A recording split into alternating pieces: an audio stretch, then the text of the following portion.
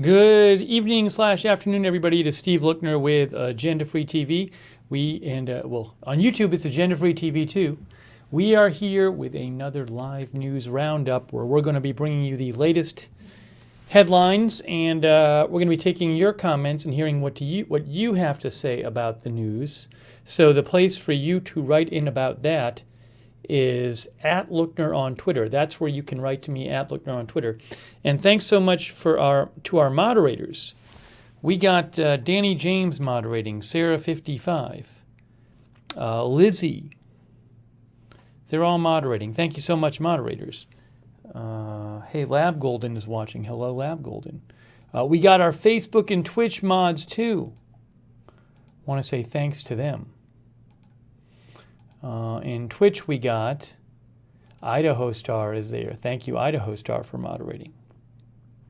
Oops, hang on a second here. Have to hide somebody from the chat. Sorry, I just have to hide somebody from the chat so they can go to the Crazy Person channel. There you go. Done. Okay. And thanks to our Facebook mods, too. Thanks to everybody for watching over at Facebook. Michael Lansher, Stephen Matuk, Ben Espinoza, Stuart Paul Newby, Audrey Hoffman Burbank, Barry Weil. The Princess, Termination. Old Farm Show watching. Miss Ravioli, thank you for watching. Lisa Cushman is moderating. Thank you, Lisa Cushman, for moderating there in Periscope. Oh, thank you, SB. SB, I haven't even reported on anything yet. Hey, thank you, SB. That's very generous of you. Really appreciate your support. SB, thank you, SB. Okay, I want to start by talking about a story that I saw in Florida. So I am in Orlando, Florida, and I saw this today, and it's a Florida story, but I actually think it's something that you could start seeing more of maybe around the United States. So I wanted to talk about this. And what happened today is, so recently FeMA has opened a number of vaccination sites around the U.S. FeMA is federal government. So these are the federal government sites. And in Florida today, in South Florida is like where Miami and Fort Lauderdale is. In South Florida, in a place called Florida City, there was a FeMA site. And apparently they weren't getting that many people.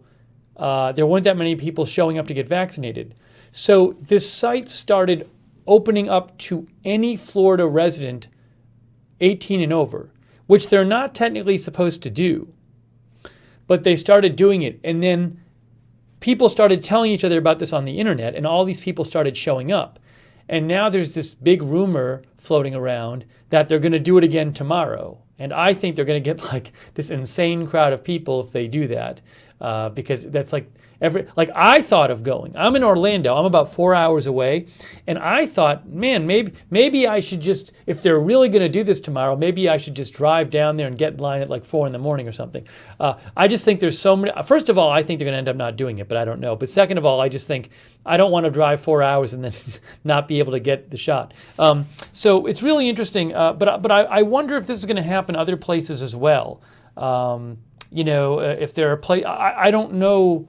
There have been reports. Look, there's clearly people who want the vaccine who can't get it, obviously. And there's been plenty of sites where they've been totally full. But there are sites here and there where they're not full. So I've heard, that's certainly not happening all over the place.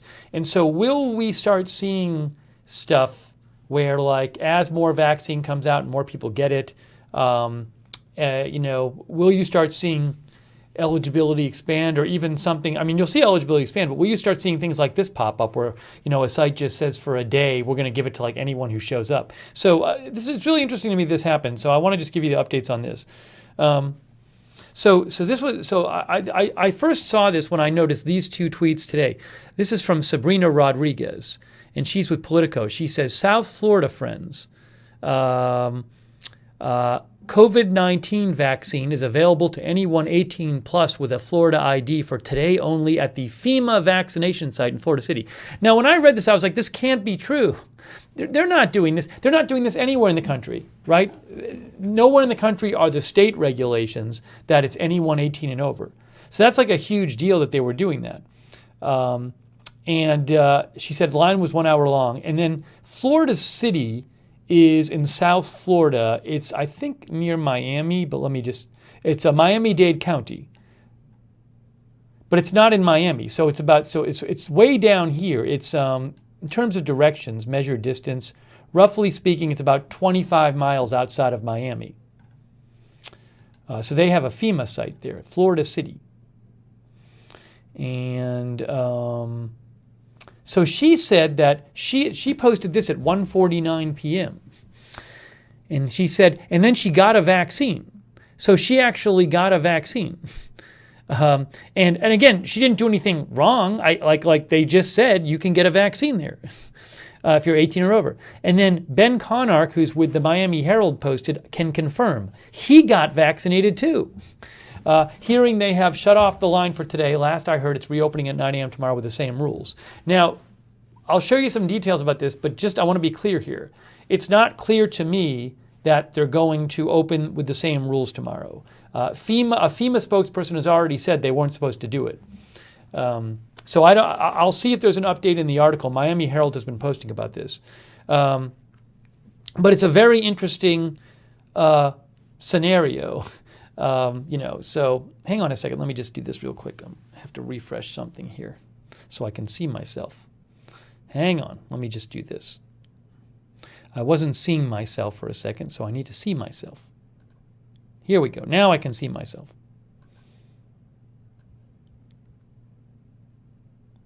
And I don't know if any of you guys have had this happen where you are. This is the first time I've heard about this. Maybe it's happened in other places. But in Florida, where I am, these FeMA sites just started opening up a few days ago.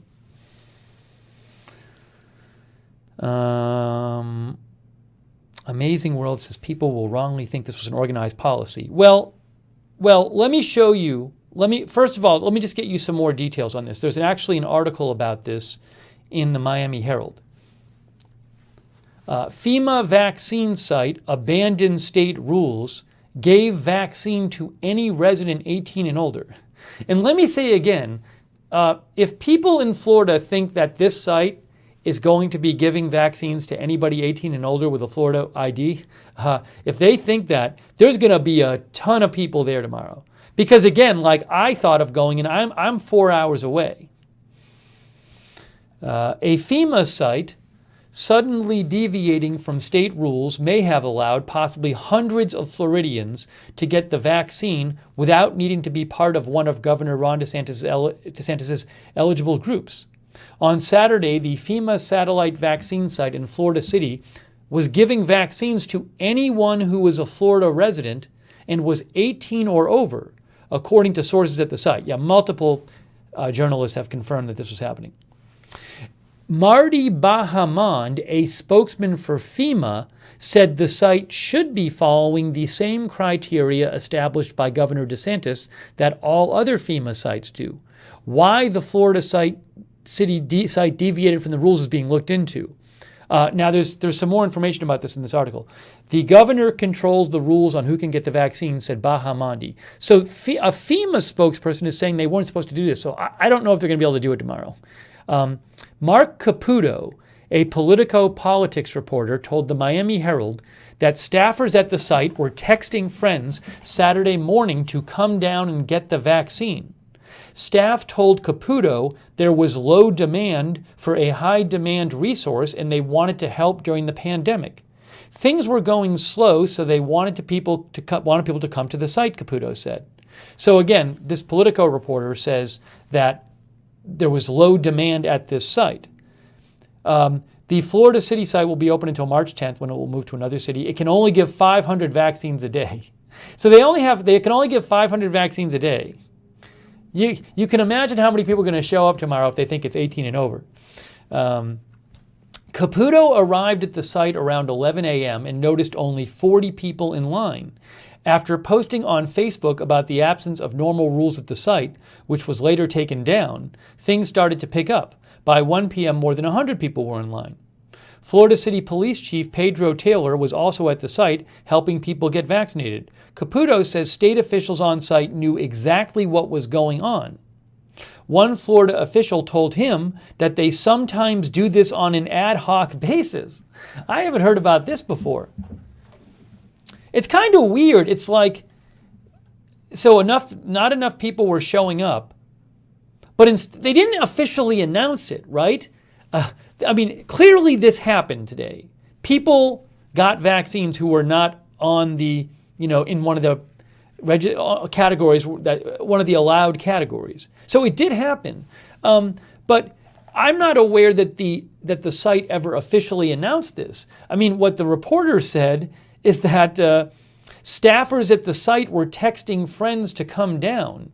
So it's this odd situation where this site started giving it to anyone 18 and above, but the only way you could know about it is if if you kind of heard through the grapevine from somebody who was there or who knew about it, because they didn't post it anywhere that they were open for 18 and above. According to one person waiting for the vaccine at the Florida City site, a FeMA official was asking those waiting only if they were a Florida resident and were 18 and over. Another worker later came and counted those in line. By 4 p.m., site officials had closed the line and put up a sign saying vaccines had run out. A screen at the site read that around 400 people had been vaccinated Saturday. While the site may have suspended rules, everyone who came out was orderly, calm, and waited patiently. Currently, all other FeMA sites are following the Florida eligibility list, which does not, that's a typo there. Yeah, in Florida, you have to be in one of these groups: long-term facility residents and staff, people 65 and older, healthcare personnel with direct patient contact, K-12 school employees, sworn law enforcement officers 50 and older, firefighters 50 and older. It's just a very odd story. One of our viewers, Rosemary Hill, says, where did they get the second dose? I believe I read something saying once you get your first one, they automatically schedule a second one. But I also read, and I'll show you, that you had a choice if you went there, and you could get the Johnson & Johnson, and that's only one dose. It's just such a strange story. So let me show you. Ben Conark posted some stuff about this. He said he got vaccinated there. Let's see what else he posted. He said, I was asked for my driver's license and they scanned it. Okay, he said that. He said Pfizer and Johnson & Johnson vaccine, Johnson & Johnson was one dose, was both there.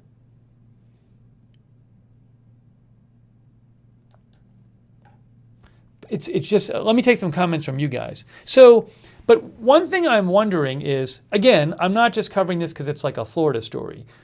I just wonder, I don't have a sense of, so clearly there's tons of demand for the vaccine, and there's many vaccine sites where they're just full, right? This is not happening everywhere. But as more people get the vaccine, there's going to be a bunch of people who just don't go get the vaccine, right? There's going to be a bunch of people at any age level. So but like, for example, right now, I think pretty much everywhere, if you're an older person, you can go get it. But there will be people who don't get it. And so how many people just don't go get it? I don't know what's going to happen. But what happens, at what point will you start seeing more of this? Will you start seeing more of like big sites where they don't have the demand and they're not giving out all their vaccine? And will that push leaders to start opening up criteria more? Even if there are people in the allowed categories who aren't vaccinated yet, if they're not going and if they're just not showing up, well, at what point do you say, well, if they're not going to show up, we're going to open it up even more?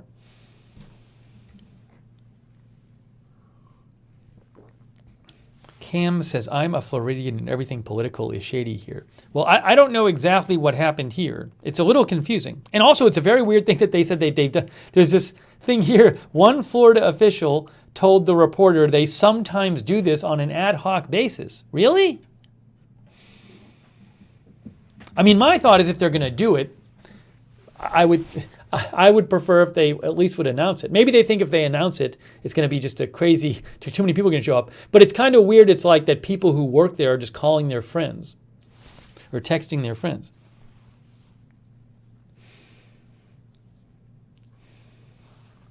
Deb LaCour says, I have been trying to make an appointment at Publix for several weeks. Lynn Smith says, it would have been a shame if they just sat around with no one coming. At least it will help more people.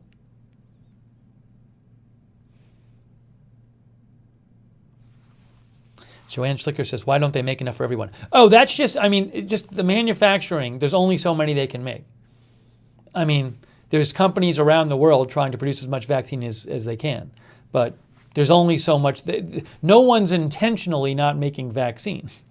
As much as the manufacturers can make will be used, but it takes a while to produce this stuff. April Coco says, sounds like Florida.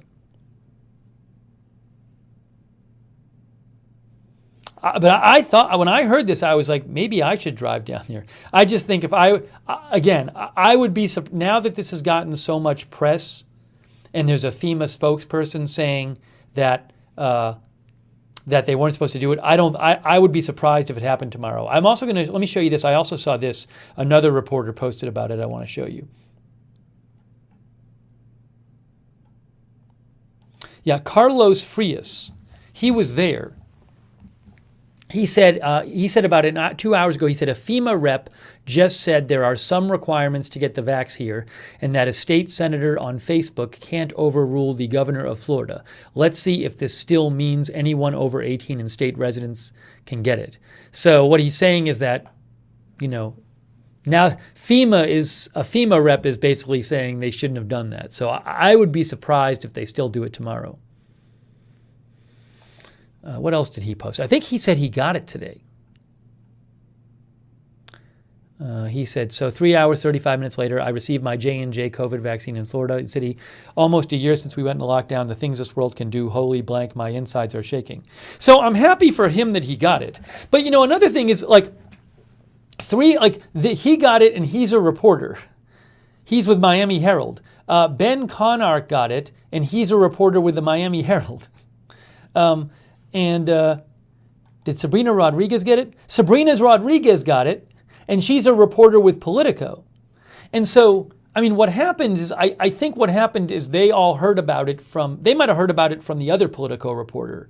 But, it's just like, again, it's not, what didn't happen is they didn't just say, okay, we're opening it up to 18 or over, first come, first served. It was like people who were in the know, heard about it, and I guess probably people who knew people who worked there heard about it and they got to get it, which that seems a little, to me, that's a little shady when it's not desirable if you're going to give out vaccines and the people who get it are people in the know or people who know somebody who worked there. That doesn't seem very fair. It's one thing if they just say anyone can come, but that did not happen. They did not announce it.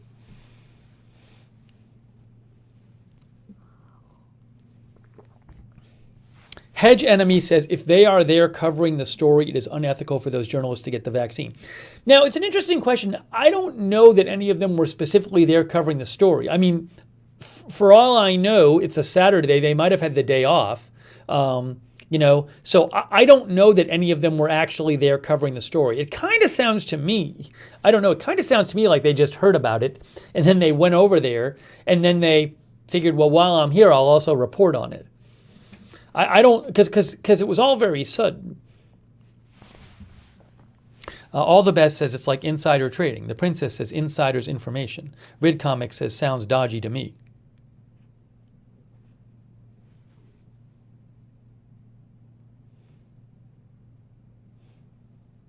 Oh, thank you, Lars Anderson. Lars says he got, I think he means the shots in February. I think Lars has been vaccinated in Sweden. Hey, if that's what he's saying. Thank you, Lars. I appreciate that. And that's cool if you had gotten it already, if I'm reading that right. Thank you, Lars. Ann Salty says this will get out of control quickly. Very dangerous. Well, so I've seen a lot of people posting online saying this is going to happen tomorrow. And see, this is where it could get crazy. So Sabrina Rodriguez said, I I think she posted it's going to happen tomorrow. Let's see here.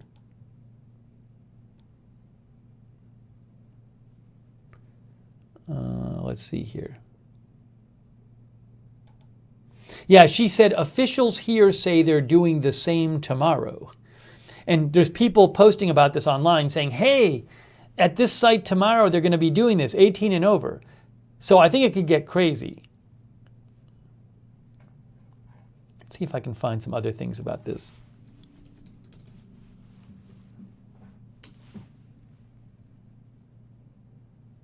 Oh, also, Devun Satut, he wrote the article in the Miami Herald. He said, an act of compassion seems to be the cause of changing the rules at the Florida City FEMA site. Not enough people came to get one, so staffers opened the doors for those who wanted it. But it's not like they posted an announcement and opened the doors. The article says that they started calling their friends, texting their friends, telling their friends. With state rules, maybe 40 waiting without over 100.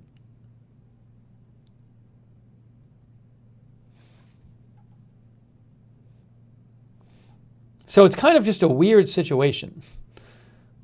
Let's see if he posted anything else about this.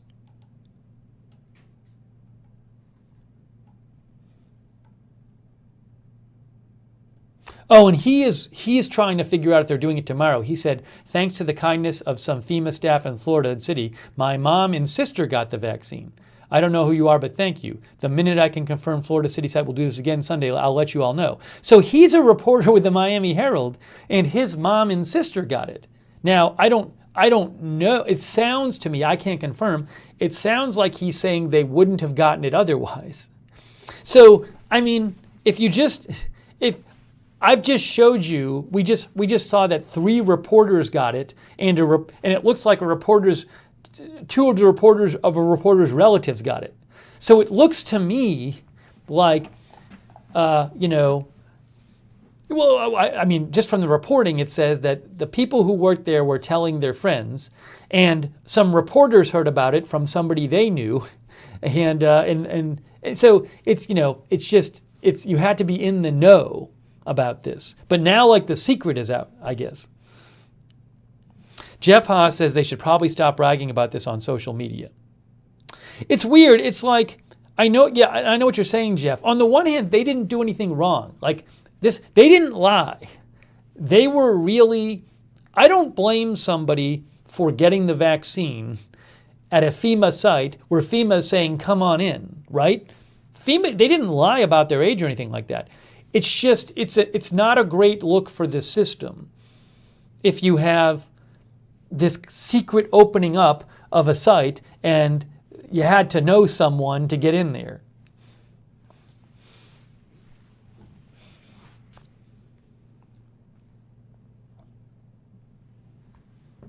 Ibidibbi says, take your sleeping bag.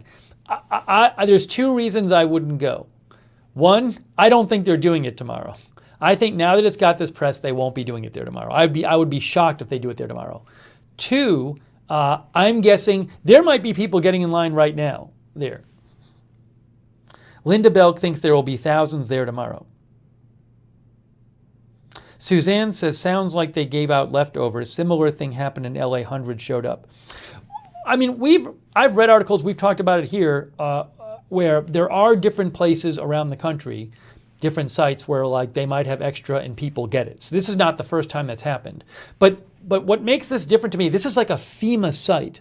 This is a FEMA site, a big FEMA site, and they started just doing it. It wasn't the end of the day. It was the middle of the day when they started opening it up. It wasn't like, okay, well, we have an hour left, but how much extra are we going to have? Also, I don't know that this was expiring doses or anything. I mean, there's some sites, the articles I have read about this before were it's like a grocery store, like pharmacy, where they have to give it to somebody by the end of the day or it's going to spoil. I'm not aware that the stuff at this site was going to spoil.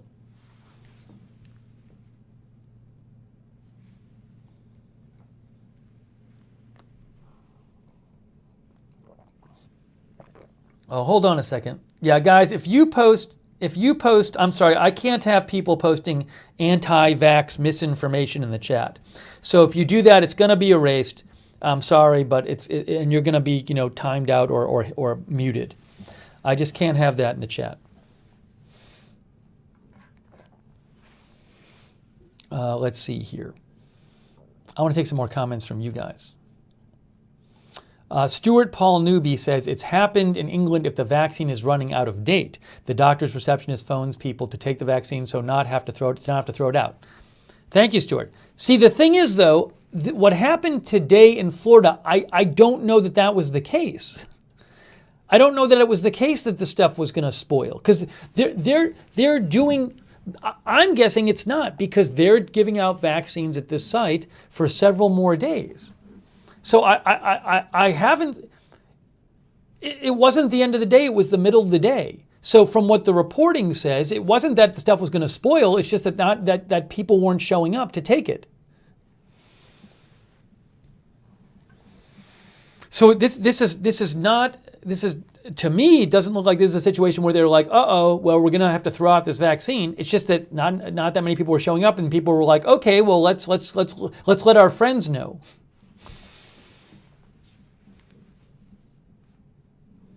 Our viewer says, Guarak says, someone will get shot with all the hysteria. Just wait. I think it'll be a madhouse there tomorrow if they don't squash this rumor and clearly announce that they're not doing this again tomorrow. It's going to be crazy there. So again, the story we're covering, just to go over this, is this is in Florida City, Florida. It's a FEMA site about 25 miles outside of Miami. Florida City. How many people live in Florida City? About 11,000 people live there. So it's not a big city. It's 11,000 people. And there's a FEMA site there. And like in the middle of the day, there started to be posts online from reporters saying they're giving out the vaccine to anyone 18 or over who's from Florida.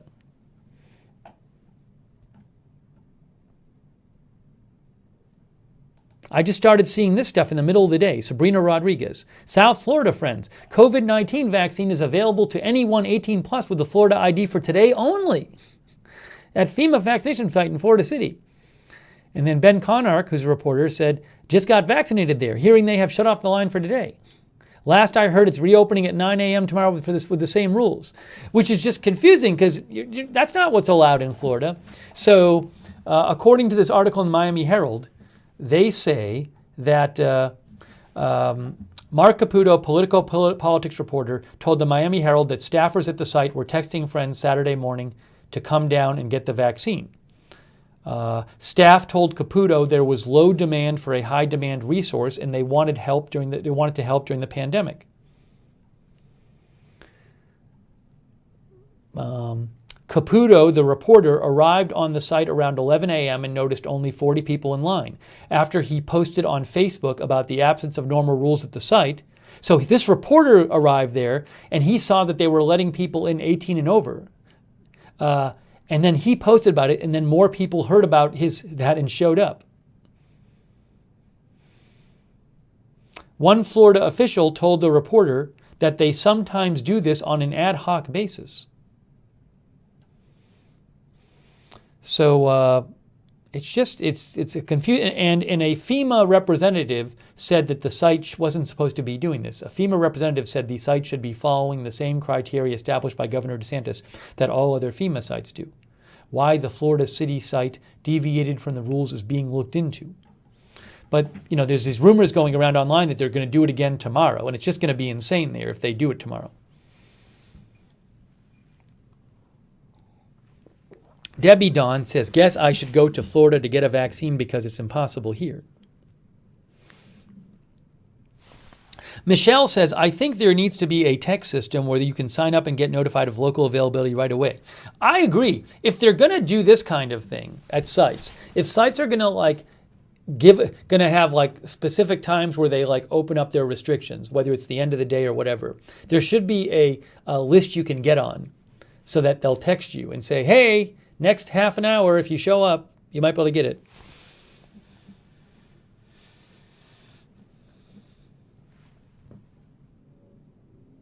Bruce Curtis says, those in the know get it. I worked in a hospital. It is common.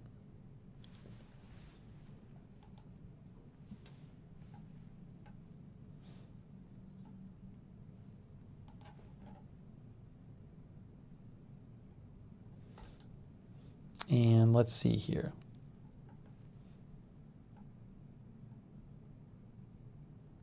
Sonic Man the Best says, could they get arrested for giving the vaccines away the way they did, or is it just a fine if they do anything? Well, the thing is, apparently officials there were on board with it. So according to this article in the Miami Herald, it says, the chief of police of Florida City was there at the site helping people get vaccinated.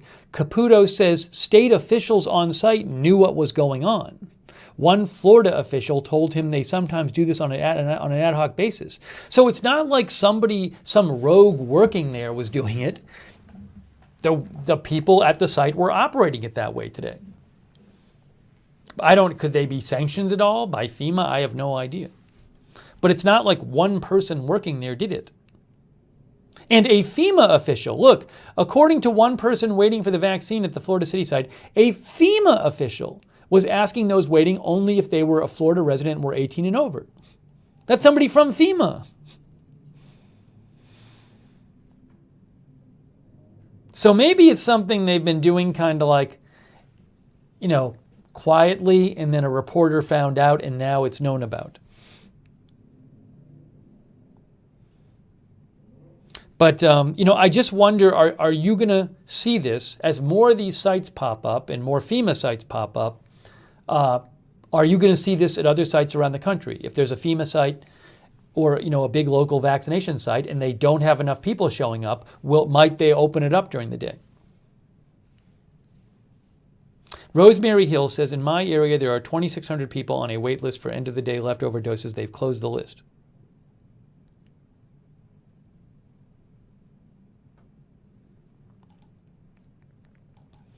Daniel Boberson says their goal is to get the vaccine in the arms. They honestly don't care.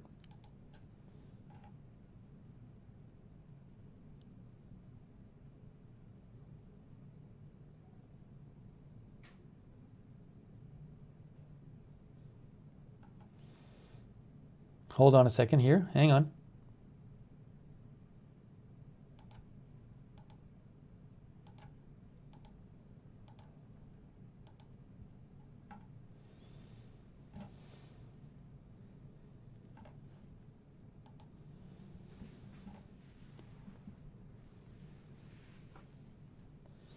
Me Betty Boop says median age in Florida City is 28, so not many qualify for over 50. So I can't speak to why they didn't have, why they weren't getting that much demand there today at that site. I know the one in Orlando near me, there's a FEMA site which is getting heavy demand, but there's various reasons you might think of. Maybe it's demographics, maybe people there, maybe there's like a higher degree of people there who don't want to sign up for it, whatever. So, but for whatever reason, they were not having a lot of demand earlier today. Word Me Up says it could have been planned, just not officially announced. FEMA messed up. Now you're going to have people around the country saying, why aren't you doing this at my FEMA site?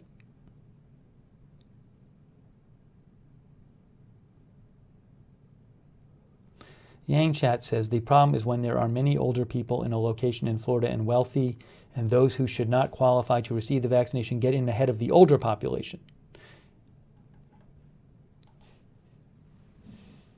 All right, let me also see if I can find anything else about this. That's the only reporting I've seen on this is from the Miami Herald.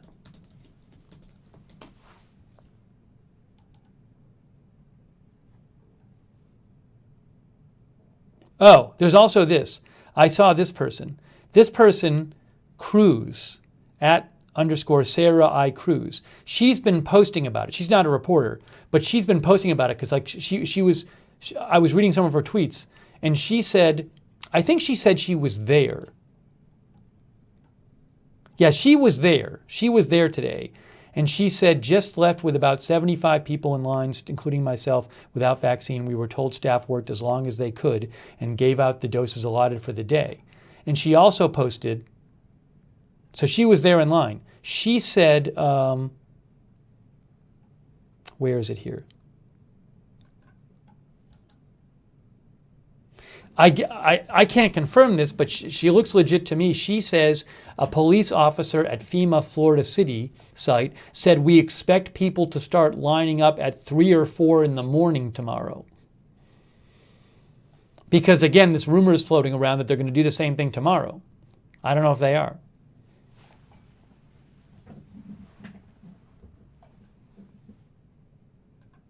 Saranya says you have to go. You should camp out overnight. No, I don't. I just told you why I'm not going.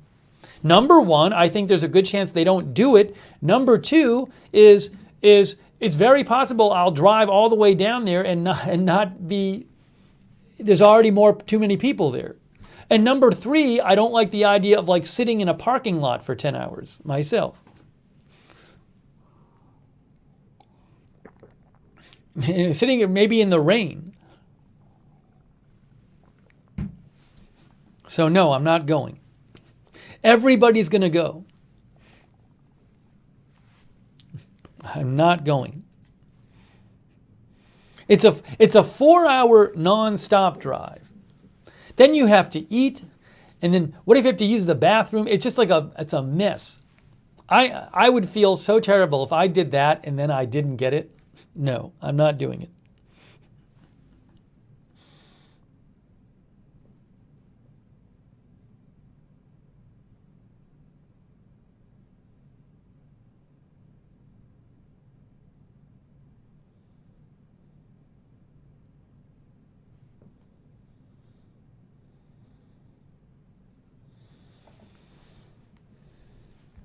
Yes, Jennifer Ferry says we'll all get our chance in due time.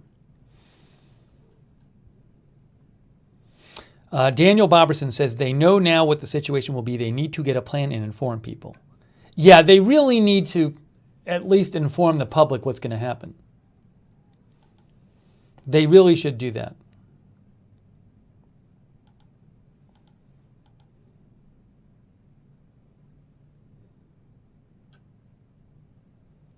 Also, right. What Joe Daniels said is exactly right. Joe Daniels says on top of that, you might get COVID.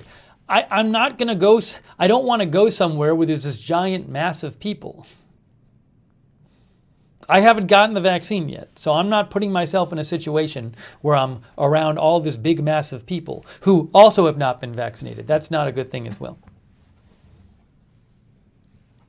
Alex Duncan says, who knows, maybe Orlando might do something similar. I guess we'll see. I'm just wondering if in the next couple weeks, will you start seeing different sites maybe do like an 18 and over day or a 40 or over day or 50 or over day or whatever it is, Will you start seeing, it really depends on the demand. I think if officials start seeing demand flagging for the restricted categories, they're going to open up the categories. I think there was an article I saw today about Florida where the governor was saying they're looking at the demand at sites. I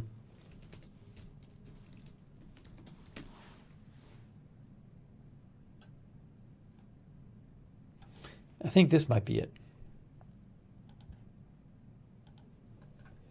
This is in WESH 2.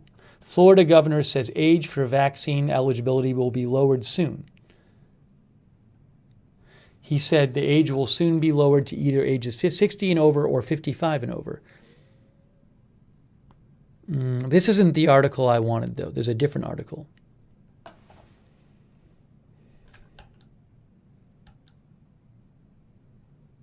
Oh, I think maybe this might be. Is this it?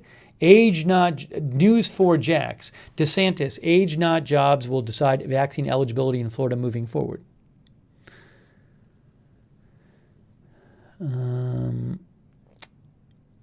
The potential drop in age requirement from 65 to lower than 65 in Florida comes as demand from seniors appears to be waning, at least in Jacksonville.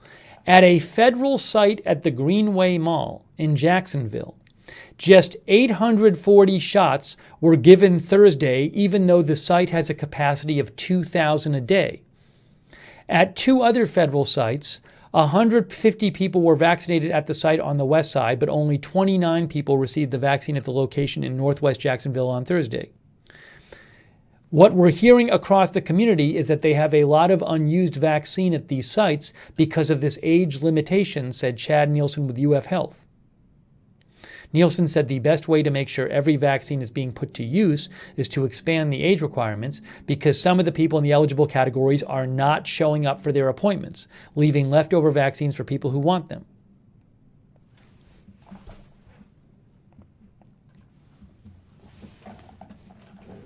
WTX Railfan says, I live in a Republican area and demand for vaccine has been high here. Hey, thank you, Michelle Ryan. I really appreciate that, Michelle Ryan. And look, this is not, it's not going to be a same around the country, right? There's going to be places where demand's super high. There's going to be places where demand's less high. So, you know, but if you have sites all over the place, and if you have a site in an area where there's low demand, you know, will they start with these sites opening it up? And then you get people from other neighborhoods going to drive over there. Also, a quick thank you, by the way, to Richard Cates. Hey, Richard Cates, I really appreciate your support. Thank you, Richard Cates.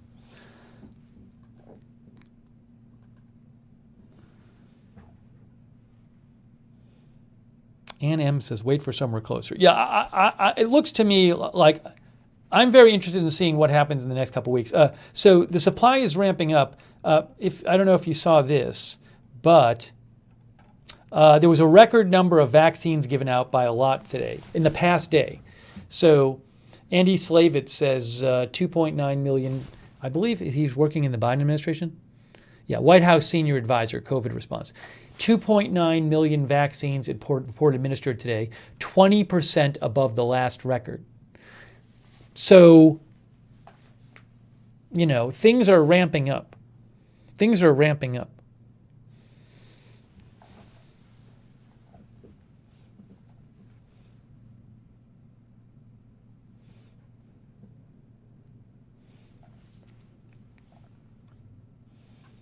No reply says, my sister who is 25 got the vaccine today in Rockaway Beach. All they asked was for ID. I think it's disgusting abuse of the rules. You know, now, just to be clear also, I don't know what's up with your sister, but there's some places where you can get it even if you're younger, if you have a certain condition, like a comorbidity. So there's that as well. Amber E says, here in Arizona, Katie Ramey with ABC 15 said approximately 20% of appointments are no-shows or cancellations. Some people get them as a walk-in for this reason. Don Teller says, I am 64 and a half with a compromised immune system, and I can't get a vaccine in Oregon.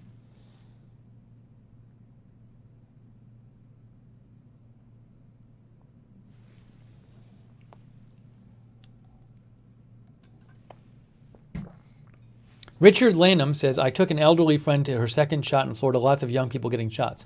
Well, to be clear, in Florida, look at this. If you're a K through 12 school employee of any age, you can get a shot now. Healthcare personnel of any age with direct patient contact. So, and long-term facility residents and staff. So you could have young people in any of these categories.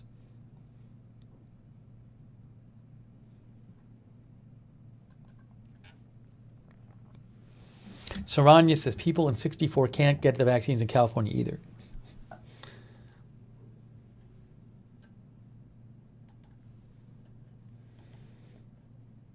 Val says those without technology, internet, or email are getting left behind, mainly seniors and poor.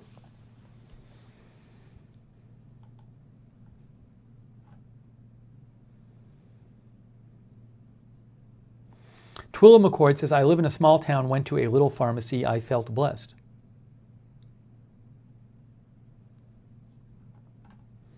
Thanks again to our moderators. We got Danny James is moderating, and Sarah Joy, and Sarah 55. And also, hold on a second here.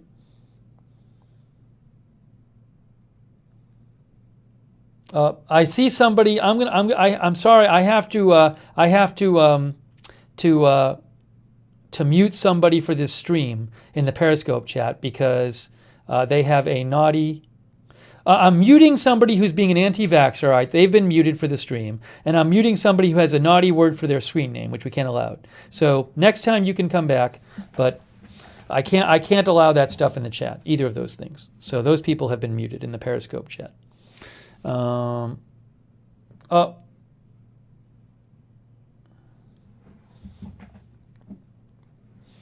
lot of misinformation out there.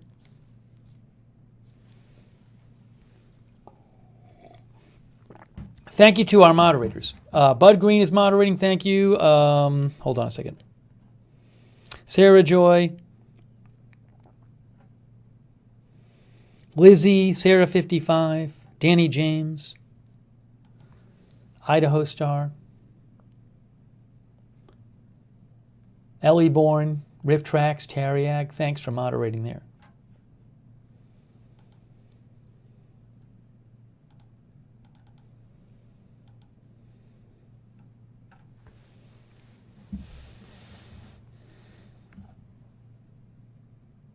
Robert Kidder says, my parents are 60 in California and they both got them from the local pharmacy. The pharmacies are being pretty loose with who they give it to.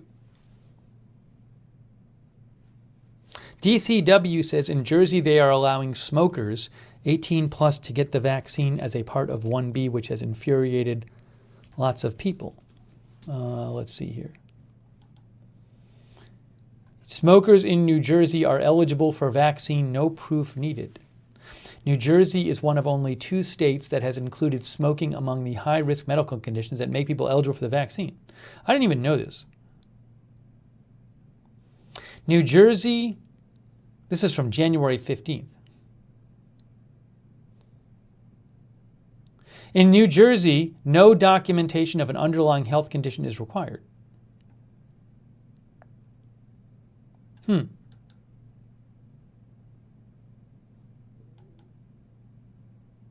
New Jersey governor explains why smokers under 65 qualify for COVID vaccine before teachers. This is from February. Murphy said the state is focused on using its available vaccine supply on 2 distinct groups.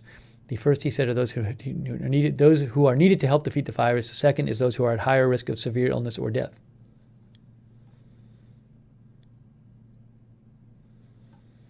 Anyways, I don't know what it is right now, but they've been doing that in New Jersey. That's interesting.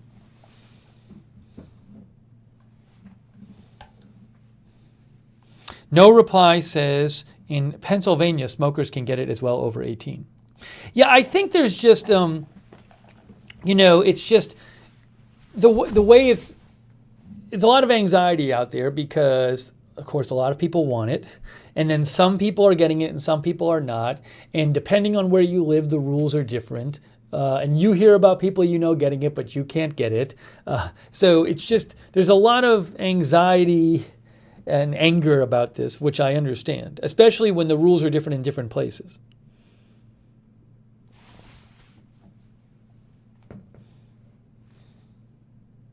Laura says, I got mine on Wednesday, so grateful.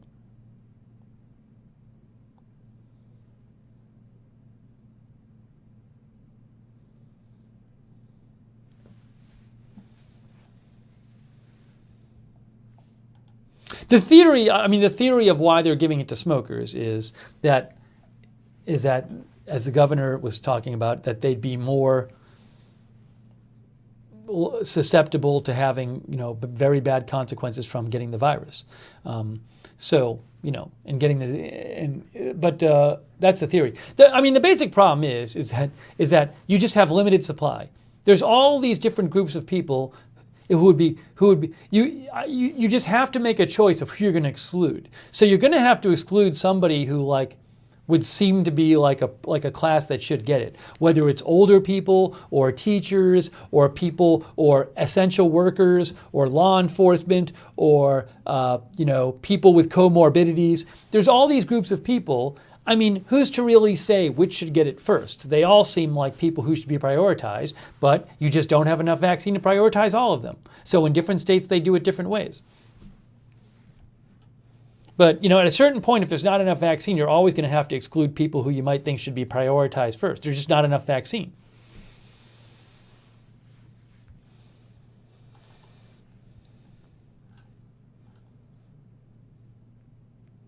And by the way, numbers from today. This is the daily update from COVID Tracking Project. So 1674 deaths. I will point out that there was a time when this would seem like a lot to people. And people have basically a lot of people have just become okay with this. 1,674 deaths in the past day from COVID in the U.S. Hospitalizations are 41,401, 60,000 cases. So this is the chart here for the country from COVID Tracking Project. Will there be another wave before most of the country is vaccinated? That's a big question. Because it looks like by May, the president said by end of May, there'll be enough vaccines for every adult who wants one. But before that happens, the UK variant is spreading a lot in the US, and that spreads faster to people than the previous variant. So the previous common variant. So will there be another wave before you can get most of the population vaccinated? That's a big question right now.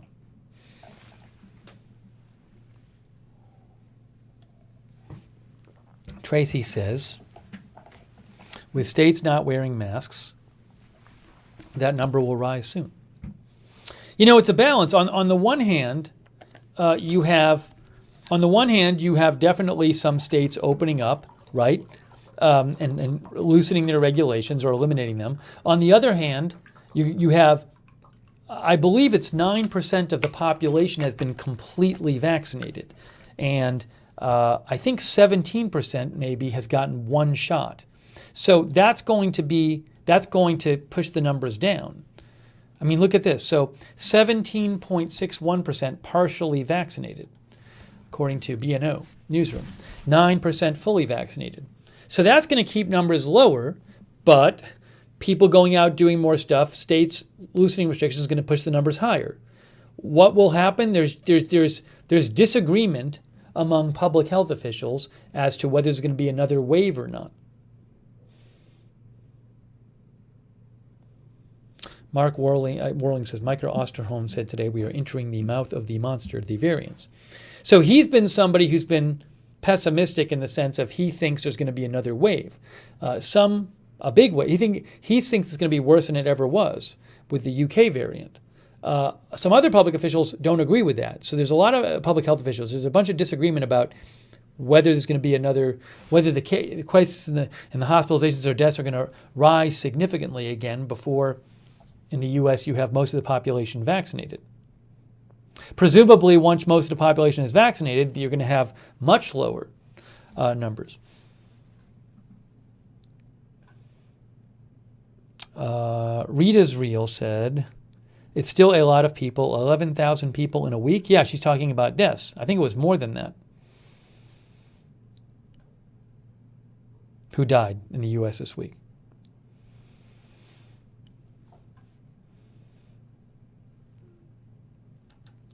Let me see here. Oh, speaking of all this, I'm not going to linger on this because I don't think it's really worth the time.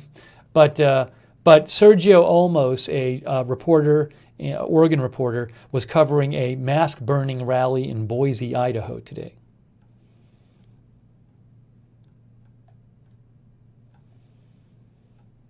Parents encouraging children to burn masks on Idaho Capitol steps.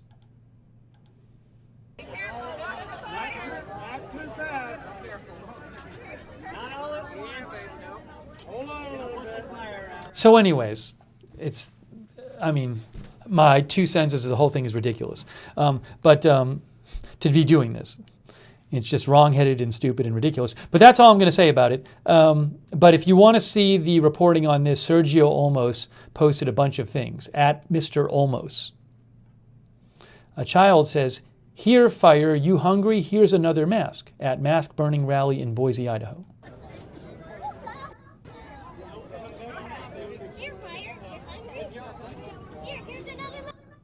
So anyways, I'm not going to linger on that. If you are not on board with mask wearing by now, which is the consensus recommendation from public health experts and scientists, there's nothing I can say that will change your mind. So anyways, I'm not going to linger on this, but that's going on.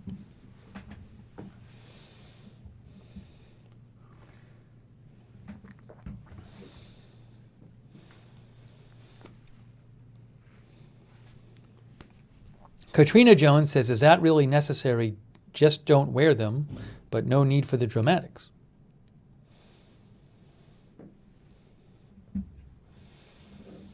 Mark Warling says, really, really, really bad.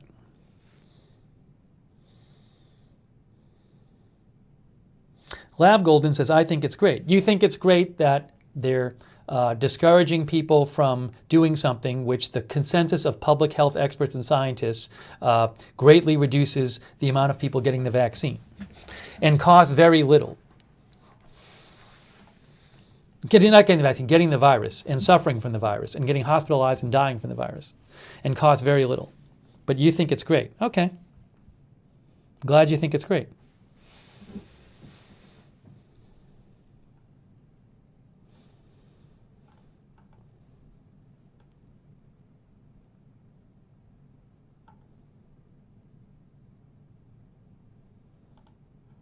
Okay, let's continue here.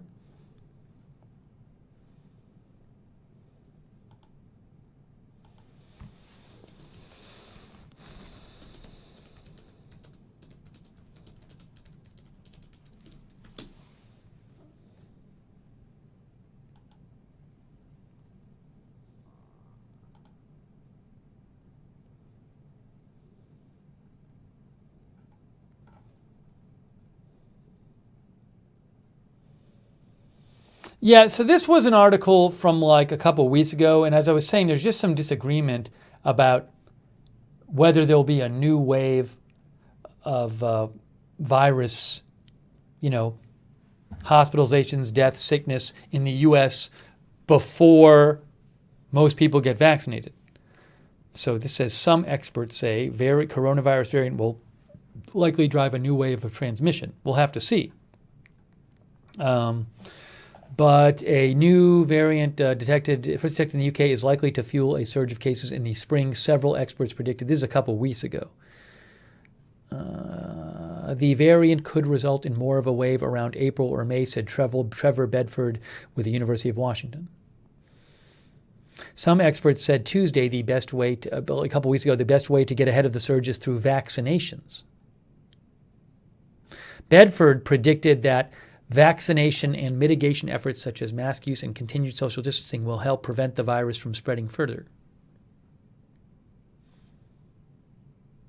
So the more people getting vaccinated, the better. Now, the vaccines have been shown through the trials to be highly protective of people in terms of reducing the amount of serious illness, and all three vaccines approved in the U.S. for emergency use, Pfizer, Moderna, and Johnson & Johnson, they have all been 100% effective in their trials, at preventing hospitalizations and deaths. As we mentioned yesterday, it's not clear whether they prevent people from getting the virus and transmitting it. You could not get sick from it and still have the virus and give it to somebody else. But there is data coming out which suggests, we talked about some early data from Israel yesterday, which suggests that the vaccines do reduce transmission. So hopefully they do. Hopefully they not only prevent people from getting sick and dying, but also prevent people from getting it and giving it to somebody else. By the way, for those who are interested, I did lubricate the chair. I've been having a squeaky chair in the studio for about a month now, and it was really getting noticeable. So I took my WD-40 silicone lubricant and sprayed it on the chair shortly before this broadcast. And I will say, I am happy to report that I have not heard any squeaking. I did not know if it would work, but it seems to be working so far. I have not heard squeaking. So I've been doing the same thing I've normally been doing. So if you hear it, let me know. Some people heard it yesterday, but I cannot hear it right now. All right. All right, this is Agenda Free TV, and if you're watching on YouTube, it's Agenda Free TV 2. Let's talk about some other news stories. This is our news roundup. But first, before doing that, hang on a second here.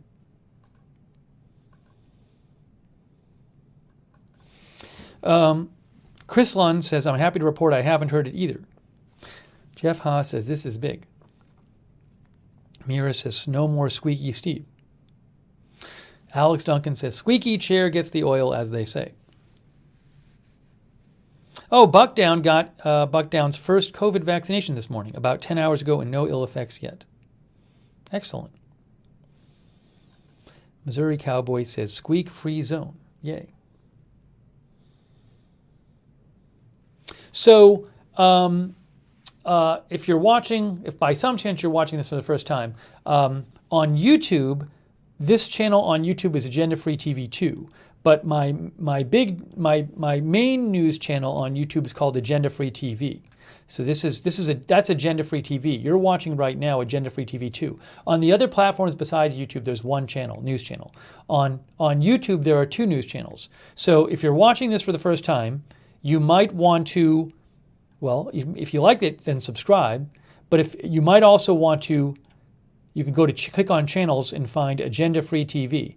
You might want to go to the main channel and subscribe to that too, because like the big breaking news stories we do over there.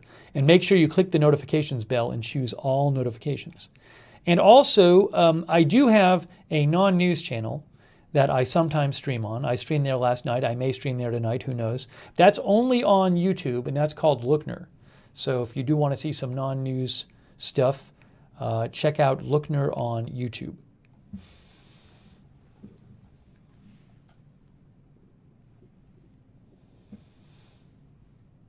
John Mills says, my wife got put in a ventilator and I got really sick. John, I hope your wife is okay.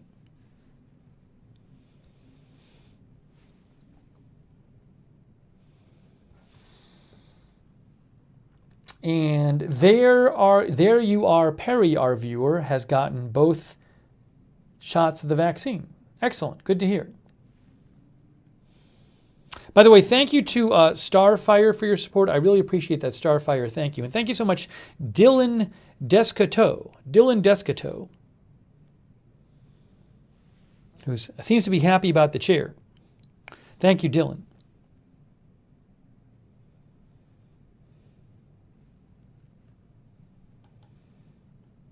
Okay, I had some other stories I wanted to talk about.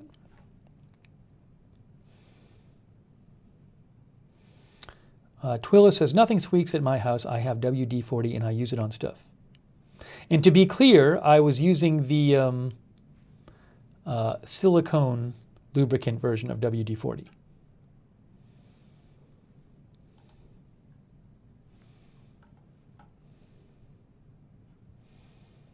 All right, hang on a second here. Let's move on to the next story. Oh, thank you also Patty Huddleston Looney. Thank you, Patty Huddleston Looney, for the Facebook stars. I appreciate that.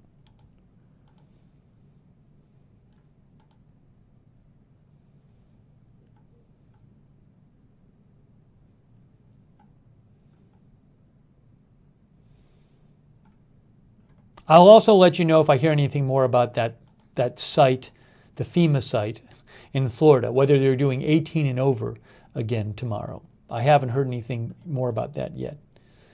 Oh, somebody sent me this. I wanted to post this. This was interesting. I forget who sent it to me. But article from Insider, gorillas at the San Diego Zoo are the first non-humans to be vaccinated against COVID outside of an experiment. And now they didn't get human vaccine. They got an experimental, I guess, gorilla vaccine. But this was kind of interesting. This was from a couple days ago, I think. Yeah, 3 days ago. Great apes at the San Diego Zoo are the first non-humans to receive a COVID vaccine outside of an experiment. This comes after a gorilla troop at the zoo tested positive in January. Several great apes at the San Diego Zoo were given experimental vaccines for animals Wednesday morning, becoming the first known non-human primates to receive a vaccine in the U.S. outside of an experiment.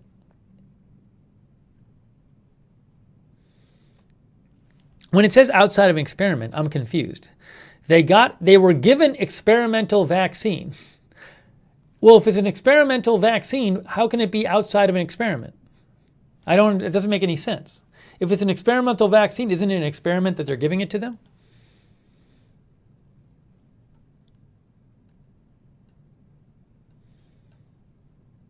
Veterinary pharmaceutical company Zoetis developed the experimental vaccine, says National Geographic, which is not built nor suitable for human use.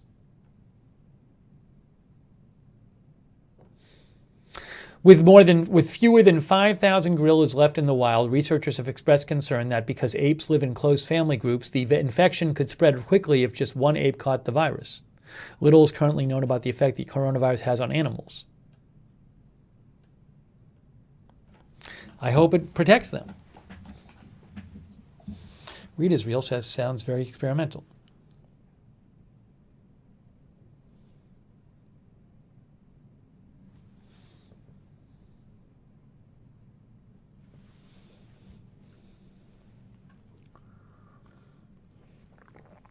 It's an interesting thought, though, that if it turned out it did harm gorillas, there's fewer than 5,000 of them.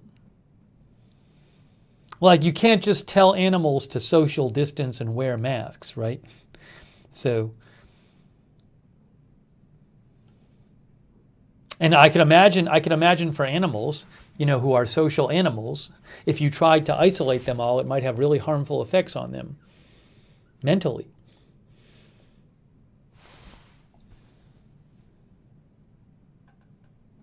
Daniel Sinclair says outside of the lab would have been better language.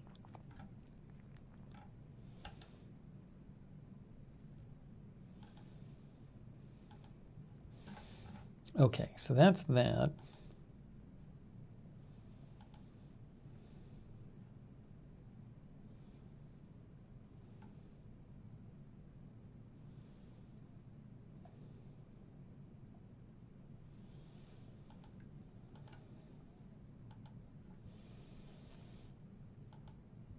Oh, we should also mention. We should mention, because this happened today. So the Senate, you might have heard about this already.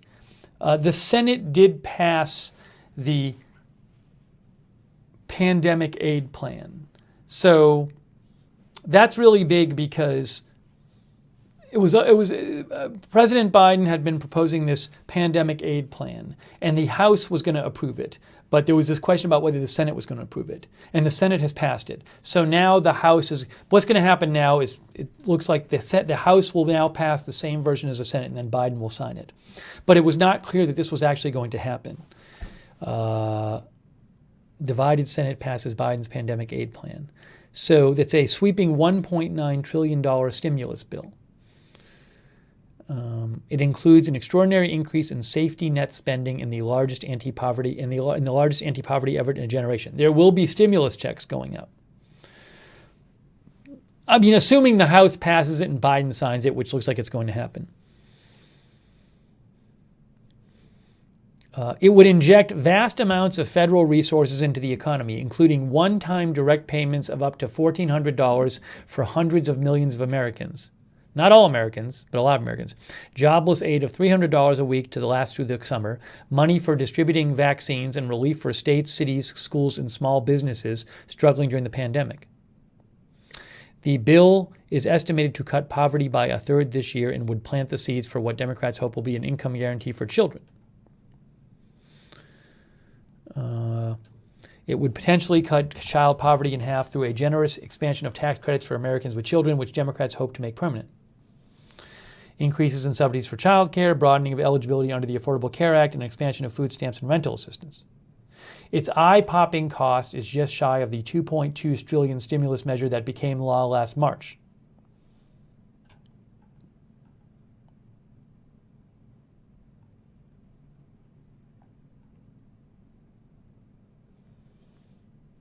The package that was passed was a narrower version of Mr. Biden's original plan.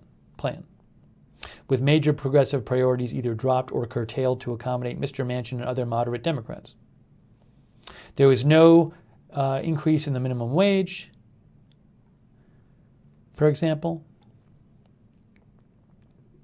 The legislation would send another round of direct payments to American taxpayers making $75,000 or less, and extend weekly unemployment benefits through Labor Day, making a large portion of jobless aid from last year tax-free.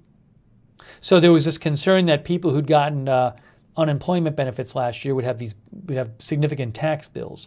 I don't know the exact details, but this says the new bill makes a large portion of jobless aid from last year tax-free.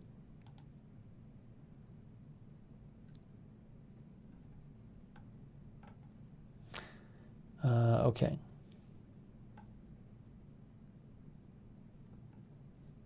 So it's pretty close in the overall amount of money to the big bill passed last March. A final vote in the House is expected on Tuesday.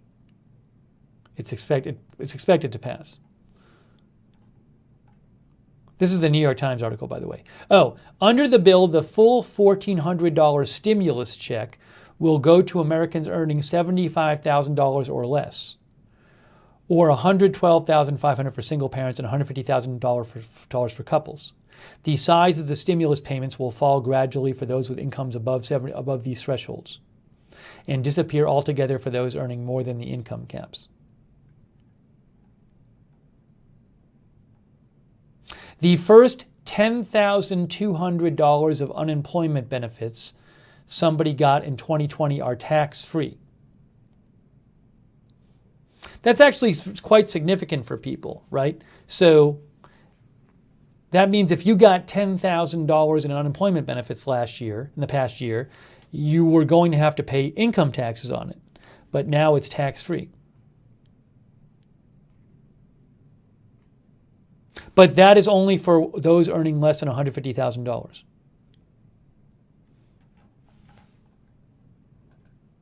And then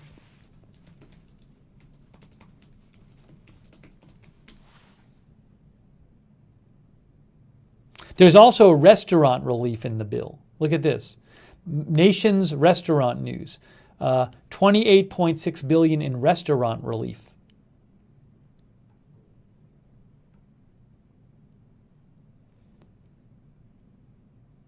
Relief for small restaurants, it says. I'd like to know more about that. Where is that?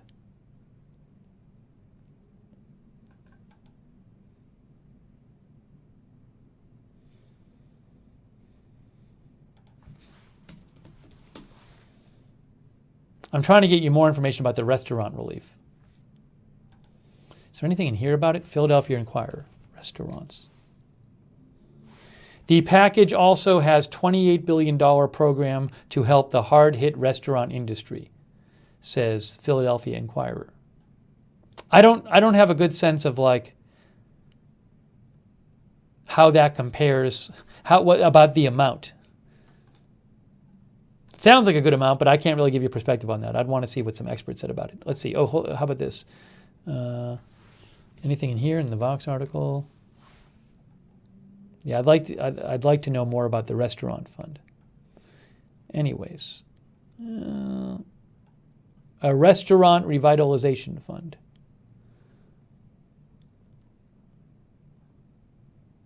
The National Restaurant Association estimates industry losses in 2020 to be $240 billion. The restaurant relief in this bill is about $28 billion. Hey, thanks, by the way, to Dylan Descoteau. Dylan says, I already paid my taxes on the unemployment I received. I would assume, Dylan, if you've already paid the taxes, that you'll be eligible for a refund, right?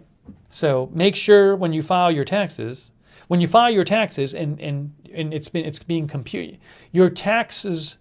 So if you do it or your preparer does it, that should be factored in. That you won't have to pay those. So even if you've paid those taxes on those, you should be able to get a refund for that.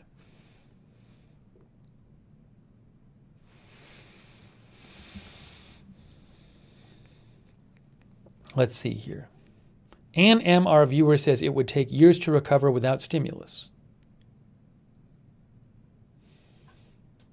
Kane Mitchell says the government takes in $3.5 trillion in taxes per year, so they're wasting almost a year's worth and they're only giving some people some money. Looks bad to me.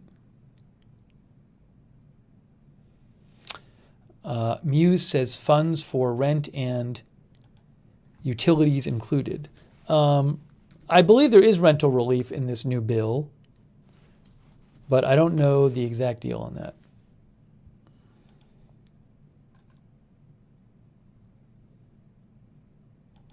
Anything in here? Rental assistance. There is more than $20 billion in rental assistance and enhanced food benefits. I don't know the specific details on that. Rental assistance. This is from CNBC. Around 1 in 5 renters said they were not caught up on their rent in January. Closer to 36% of black renters said they were behind. A growing pot of federal money that people can put towards their rental arrears will help. All states have already been allocated $25 billion in rental assistance from the December stimulus package. Now this bill will set aside another $20 billion. You want to apply for these funds as soon as possible. That way you can use other aid like stimulus checks and unemployment benefits for other bills you have. People can get financial assistance for up to 18 months of rent. Another reason to move quickly, the stimulus package isn't expected to extend the national eviction moratorium that's slated to expire at the end of March. Some states, however, have issued their own eviction bans.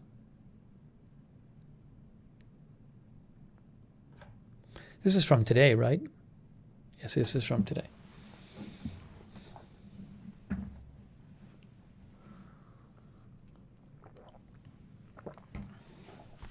Jeff Haas says, too bad they couldn't include the $15 minimum wages in this.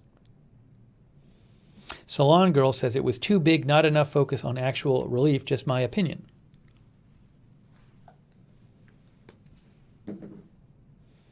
Worker Bee thinks it's full of pork.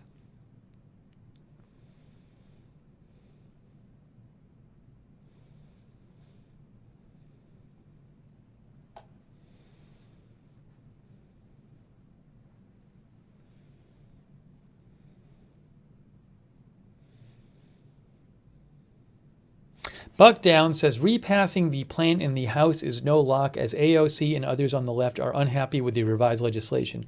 I haven't heard reporting that suggests that they're not going to pass it. It said something about that in the article, in the New York Times article.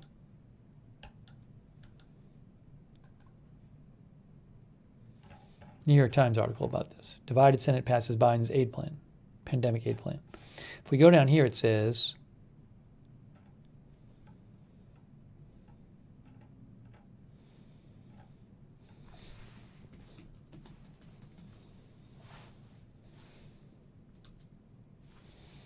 frustrated progressives in the House could revolt and try to block it, but given the wide array of liberal priorities it addresses, leading progressives, including Bernie Sanders of Vermont, signaled they were satisfied.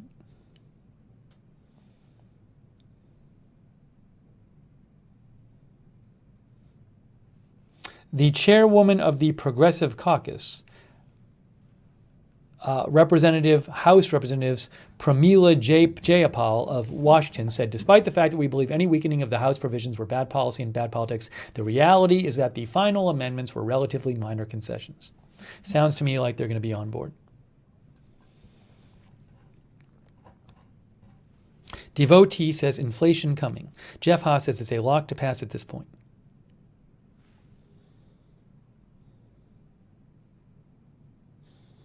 Lab Golden says squad ain't happy.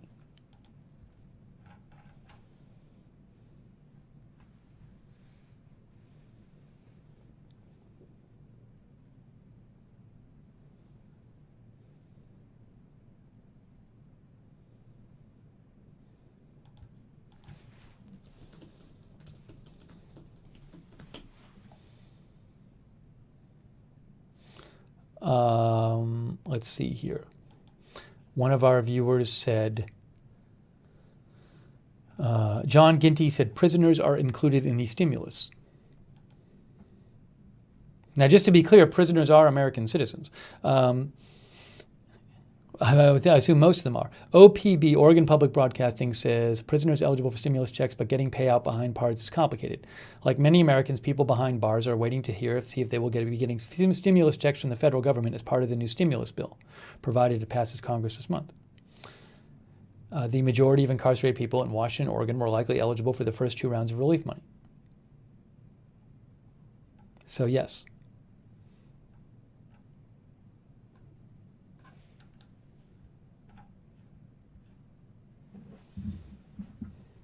Something to think about when it comes to prisoners. So I can understand somebody saying something like, I understand the feeling of somebody who says something like, well, if somebody did something really bad crime, why should they be getting stimulus money? But remember also that prisoners,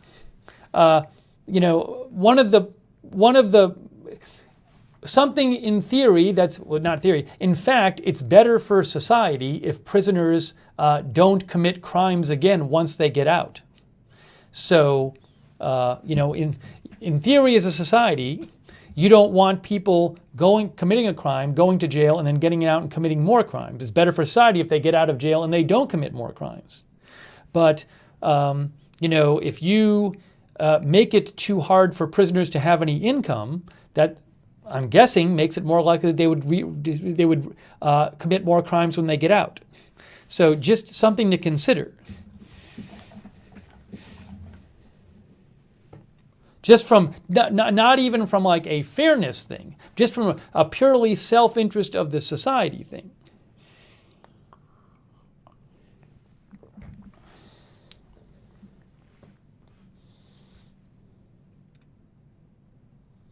Linda Belk says, thank the taxpayers for this thing.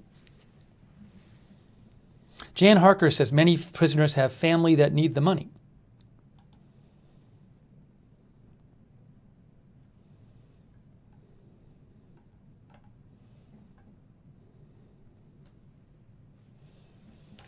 So again, I understand the view people sometimes have saying like, well, prisoners shouldn't get this because they've committed a crime. I understand that view. At the same time, there's plenty of arguments on the other side as well.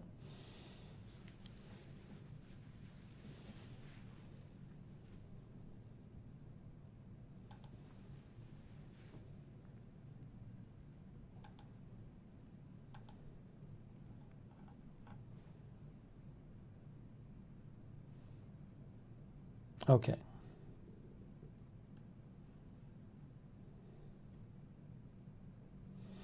Angus Turner sent me this and asked about if the Israel vaccines aren't working. Well, so first of all, there's a Ynet article. It says Israel said that the infection rate in Israel has dropped to 3.6%, the 5,000 new cases. So in Israel, remember, the point of the vaccine, the chief point of the vaccines is not to prevent people from getting the virus. It's to prevent people from getting really sick and dying. That's the main point. So just because people are getting the virus somewhere in Israel, where they're the leading country in terms of vaccinating people, that doesn't mean that the vaccine isn't working. I believe the statistics are very good for the vaccine in Israel.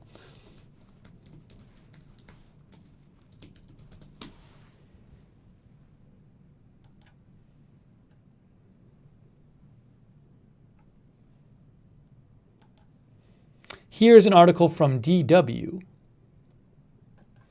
This is from 2 weeks ago. Israel's health ministry said a couple weeks ago that the Pfizer-BioNTech vaccine was 98.9% effective at preventing hospitalizations and deaths caused by the COVID-19, which is a disease.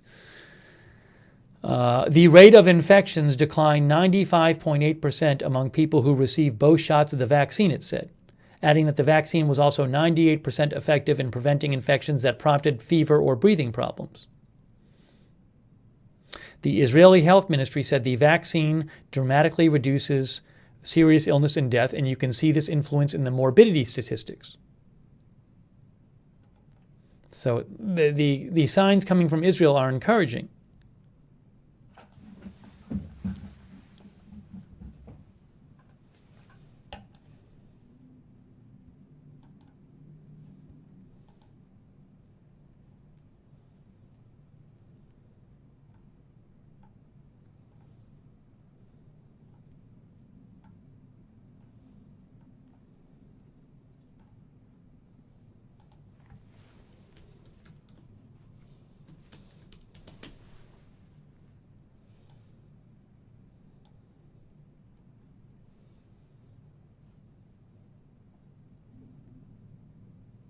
And look at this.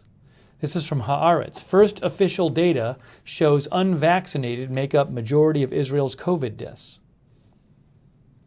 84% of Israel's COVID deaths in February hadn't received the second vaccine dose. This is from Haaretz, 3 days ago. 84% of patients who died in Israel in February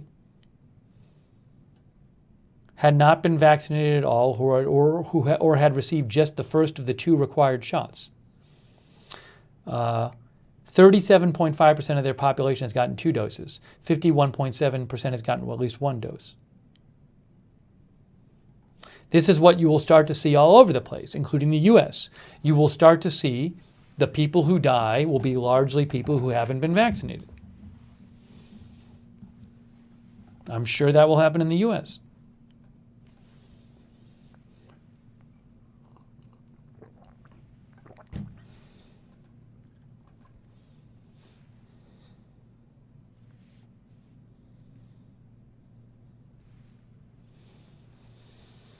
All right, give me a shout. We are here. We are live. It is Agenda Free TV 2 on YouTube and Agenda Free TV on the other platforms. We are bringing you a live news roundup. We're taking your comments on the air. You can write to me on Twitter @Lookner. Thanks to everybody who donated. That is why I am able to do this coverage, is your support. So I really appreciate it. Thank you. If you do want to donate to the channel, you can go to agendafree.tv, agendafree.tv. And again, you can reach out to me with comments, with news updates @Lookner on Twitter is where is the best place to reach me.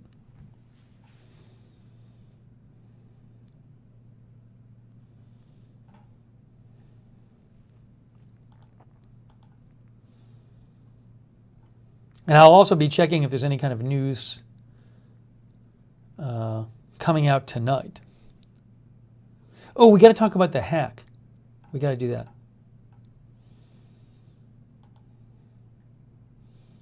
See, Bloomberg, a global cybersecurity crisis is underway after a Chinese hack targeted Microsoft's business email software, infecting at least 60,000 victims so far. We should talk. I meant to talk about this today. The Microsoft Exchange hack.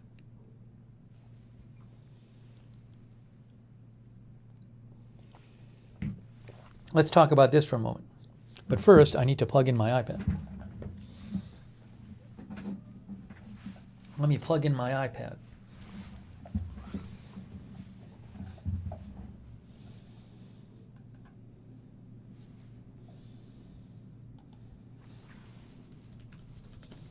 I don't think we've covered this yet. Tens of thousands of U.S. organizations hit an ongoing Microsoft Exchange hack.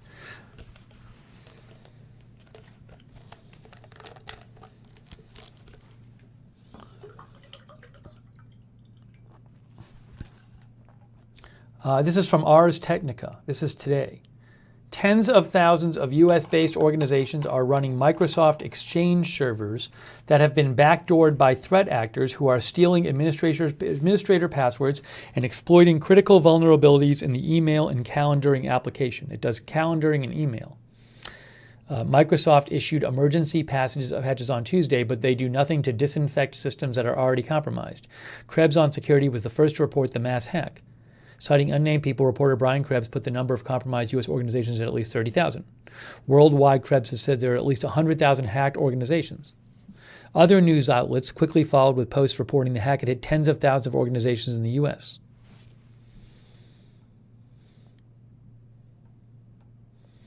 Let me find a different article about this. Wired.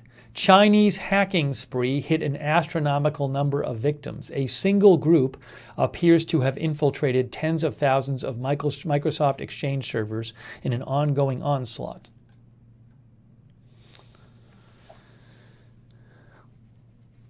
By all appearances, the group known as Hafnium, a Chinese hacking group, breached as many victims as they could find across the global internet, leaving behind backdoors to return to later. Hafnium has now exploited zero-day vulnerabilities in Microsoft Exchange servers' Outlook web access to indiscriminately compromise no fewer than tens of thousands of email servers. according to sources with knowledge of the investigation who spoke to Wired. The intrusions began as early as January 6th, with a noticeable uptick starting last Friday and spiking early this week. The hackers appear to have responded to Microsoft's patch released Tuesday by ramping up and automating their hacking campaign. It's massive, absolutely massive, one former national security official with knowledge of the investigation told Wired. We're talking thousands of servers compromised per hour globally. Now, can they just steal email? Maybe they can get other, if it looks like they're like hacking into email systems and calendar systems. Or then can they get other information from the email to do other hacking? In a press conference on Friday, the White House Press Secretary Jen Psaki warned anyone running the affected Exchange servers to implement Microsoft's patch for the vulnerabilities immediately. It was the rare instance of a White House press secretary commenting on specific cybersecurity vulnerabilities.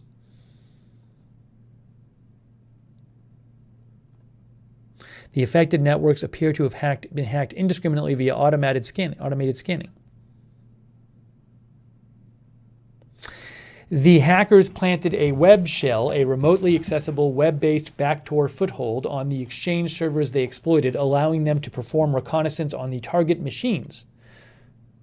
Oh, maybe they can get into the entire machine and potentially move to other computers on the network. That means only a small number of the hundreds of thousands of hacked servers around the world are likely to be actively targeted by the Chinese hackers, said this security expert. But nonetheless, any organization that doesn't take pains to remove the hacker's backdoor remains compromised, and the hackers could re-enter their networks to steal data or cause mayhem until that web shell is removed. It's a ticking time bomb that can be used against these organizations at any point in time, says this expert. The astronomical scale of these global compromises is uniquely disturbing, one security researcher who participated in the investigation told Wired. These small to medium-sized organizations that were compromised include local government agencies, police, hospitals, COVID response, energy, transportation, airports, and prisons. China just owned the world, or at least everyone with Outlook web access, the researcher said. When was the last time someone was so bold as to just hit everyone?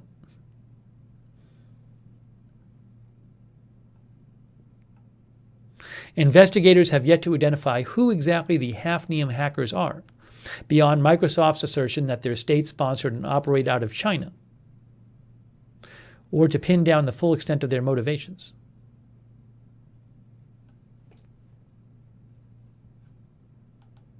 Hafnium targeting Exchange servers with zero-day exploits. A zero-day exploit is zero-day something like an opening in the system that was there since it was created? A zero-day exploit, FireEye. A zero-day vulnerability at its core is a flaw. It's an unknown exploit in the wild that exposes a vulnerability in software or hardware and can create complicated problems well before anyone realizes something is wrong. It's a vulnerability, it's a cyber vulnerability that is not known. A zero-day, so no one can do anything about it because they don't even know this vulnerability exists. A zero-day exploit leaves no opportunity for detection at first. A zero-day attack happens once that flaw or software-hardware vulnerability is exploited and attackers release malware before a developer has an opportunity to create a patch to fix the vulnerability, hence zero-day. GK says zero-day is one that no one knows about. But this is the Microsoft statement. Where does it talk about China? Who is Hafnium? Do they say China in here? Yes. They say Microsoft attributes this campaign with high confidence to Hafnium, a group is assessed to be state-sponsored and operating out of China.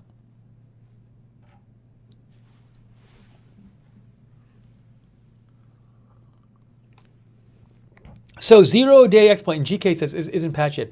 It's like a vulnerability in software or hardware where no one knows about it. Even the manufacturer doesn't know about it. So You can see why that's a big deal. If hackers figure out that like, oh, we can get it, we can break into the software because it has this flaw in it, and the company itself doesn't know about the flaw, the people who make the software, well, they're not going to be able to do anything about it because they won't even know that that vulnerability exists.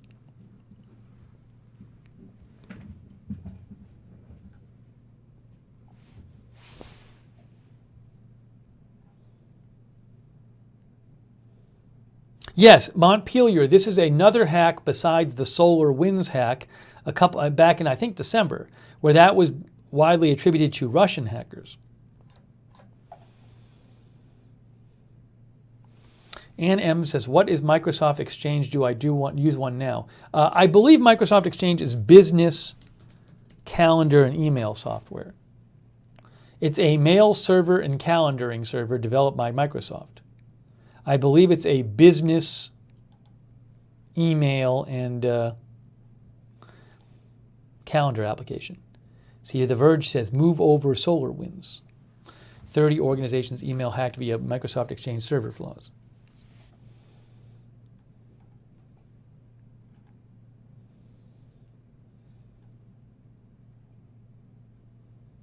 Microsoft is clear the attacks are in no way connected to the SolarWinds attacks that compromised U.S. federal government agencies and companies last year. Cam says, I suspect my company has already been hit. Me So Hungry says, so great, I use that. Now, the same question comes up as with the SolarWinds hack. Is this, they didn't, the hack affected tens of thousands of organizations, but the hackers from the reporting didn't individually hack into each of those organizations. So the question is like, was this designed to like, are there certain organizations that the hackers want to get to? Why are they doing this? Are they targeting someone in particular? We don't know. What are they going to do with this? We don't know.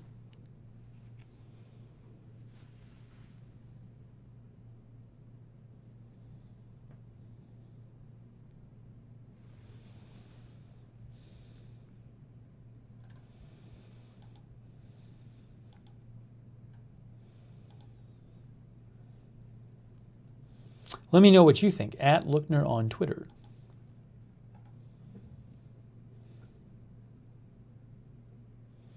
David Smith says it's not 0 day anymore. It's patched already. Yeah, it's no longer not known because there's a patch for it.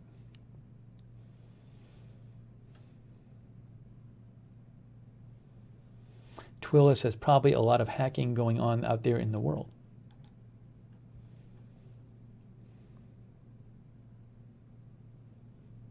On the Sidewalk, Kai says, just what exactly did they gain access to in the SolarWinds hack? Well, that's what I was asking. It's a good question. That's what I was asking myself. That one article we read a couple articles suggested that they have access to email.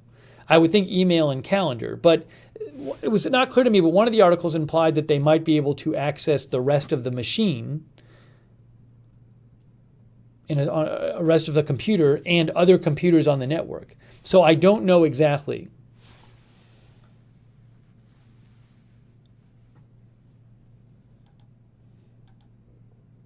But we read that one article implying that it could give them access to the rest of the machine and other machines.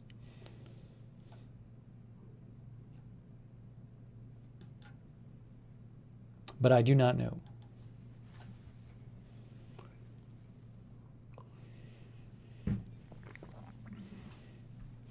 McNeo says Windows and ME is not Windows Microsoft Exchange.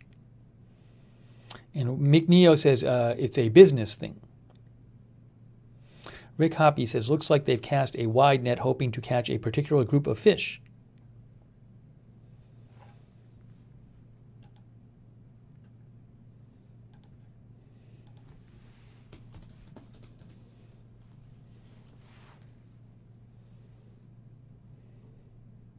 Here's another article just about zero-day vulnerability. A zero-day vulnerability, says Wikipedia, is a computer software vulnerability that's unknown to those who should be interested in mitigating the vulnerability.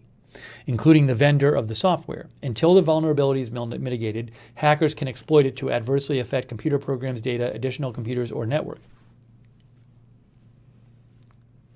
The term 0 day originally referred to the number of days since a new piece of software was released to the public. Eventually, the term was applied to vulnerabilities that allowed the hacking, and to the number of days that the vendor has had to fix them.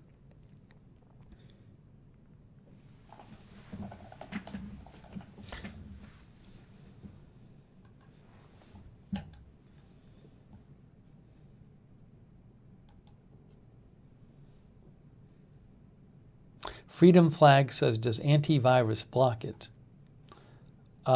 It sounds to me like it didn't. Because I didn't see in any of the articles saying, well, you had to have this antivirus program would block the hack. But I'm not sure. I'm just going off the articles we read. Okay.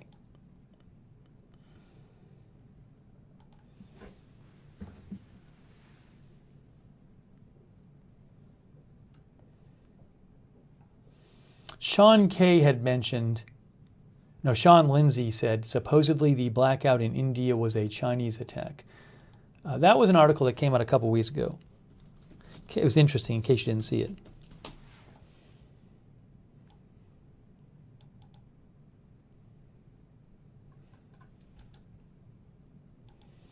India suspects China may be behind major Mumbai blackout. Officials are investigating whether cyber attacks from China could have caused the power outage, an assertion that China rejects. Wall Street Journal last week, or 5 days ago. Indian officials are investigating whether cyber attacks from China could have been behind a blackout in Mumbai last year. Indian officials said Monday that an initial investigation by its cyber department found evidence that China could have been behind a power outage that left millions without power in October. It was the worst blackout in decades in India's financial capital.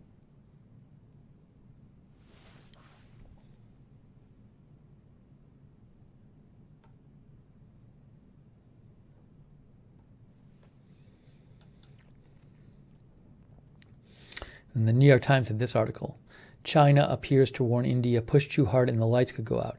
As the border skirmishing between the two countries increased last year, malware began to flow into the Indian electric grid, a new study shows, and a blackout hit Mumbai. It now looks like a warning.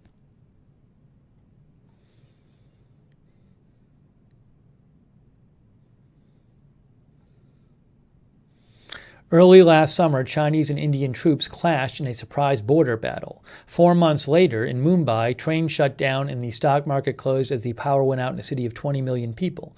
Now a new study lends weight to the idea that those two events may well have been connected.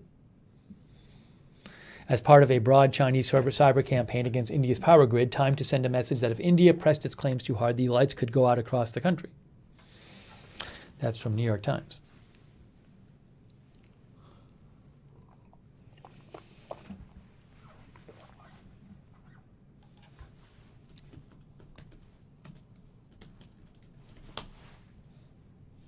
Pronunciation, Mumbai.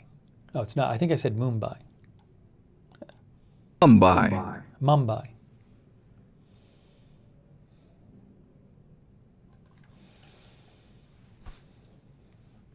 Underdog Rising says China is by far the largest threat to the world.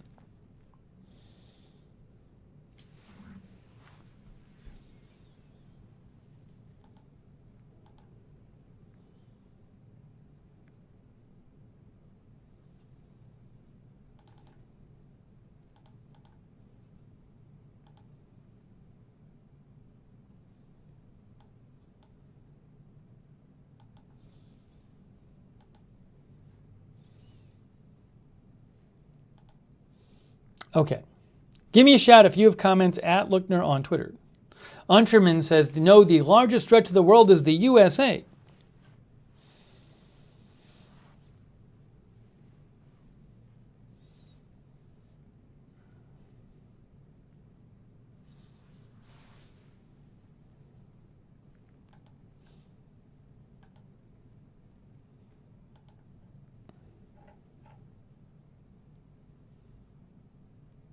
Okay, let's go to a different story now. You are watching the live news roundup. We're talking about some different stories from today. We are taking your comments on the air at Lookner on Twitter is where you can reach me. A New Day says, did they find out who hacked the Florida water system? That's a good question. I wonder if there's ever an update about that.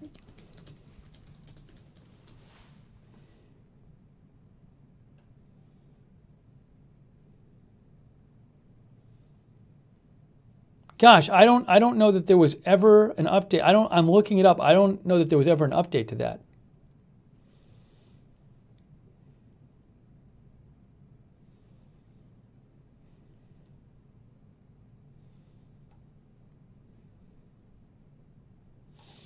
This is from 3 weeks ago. Feds tracking down hacker who tried to poison Florida town's water supply. We covered this story on the air, but Secret Service and FBI cyber units are trying to determine who is behind the hack and whether it was someone in the U.S. or overseas, says CBS News. It occurred just 2 days before the Super Bowl in a city about 30 miles away from the Super Bowl. I haven't heard anything more about it. This was in Oldsmar, Florida, where a hacker tried to increase the sodium hydroxide in the water supply.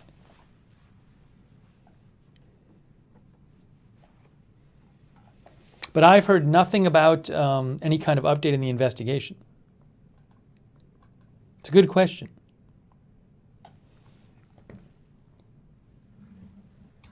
Very good question.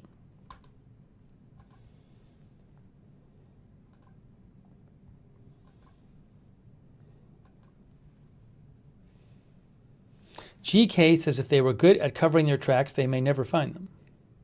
The thing is, if you remember the story, one of the plant operators actually saw the person, the hacker, take over their desktop and start moving things around on their desktop. So I don't know how good they were at covering their tracks.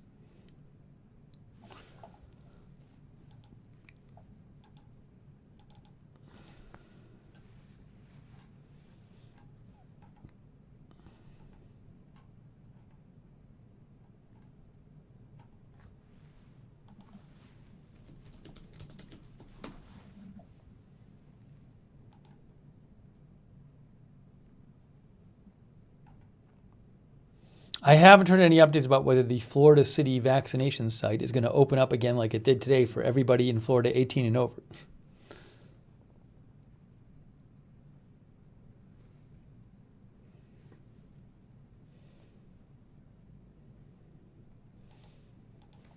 Okay, anything else we want to cover here? Oh, I saw this. Our viewer Francisco Fernandez had written to me about Brazil. Yeah, we've talked about how bad COVID is in Brazil. We were talking about that yesterday. Francisco says Brazil reported record increases by far in cases and deaths this week. Yeah, we've talked about that before, how bad things are. We talked about that a bunch yesterday. I saw this article here.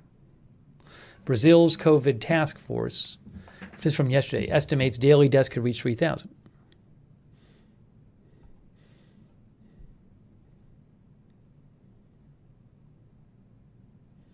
Despite the high death toll, two sources said the health ministry in Brazil does not see any chance of nationwide social distancing measures due to the resistance of President Jair Bolsonaro. Bolsonaro has consistently played down the seriousness of the virus and on Thursday, after 2 straight days of record deaths, told Brazilians to stop whining. Brazil, while the outbreak is ebbing in the U.S. and in Europe, Brazil is facing its worst phase of the epidemic yet, pushing its hospital system to the brink of collapse. Surging infections have triggered local restrictions in the capital, Brasilia, and largest city, Sao Paulo.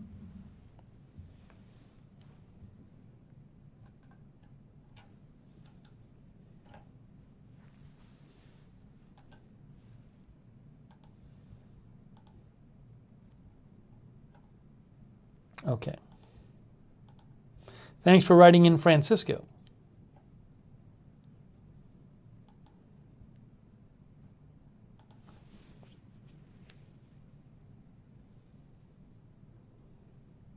Oh, we didn't talk about. I did want to mention this briefly. Tesla stock has gone way down recently. This is Tesla stock, which has been going crazy. But I meant to talk about this. It was, what was the high? You can see a month ago it was at 863. Now it's at 597. Tesla stock tumbles amid sales worries and market volatility. Investors appear to be reconsidering the high share price as other automakers offer more electric vehicles.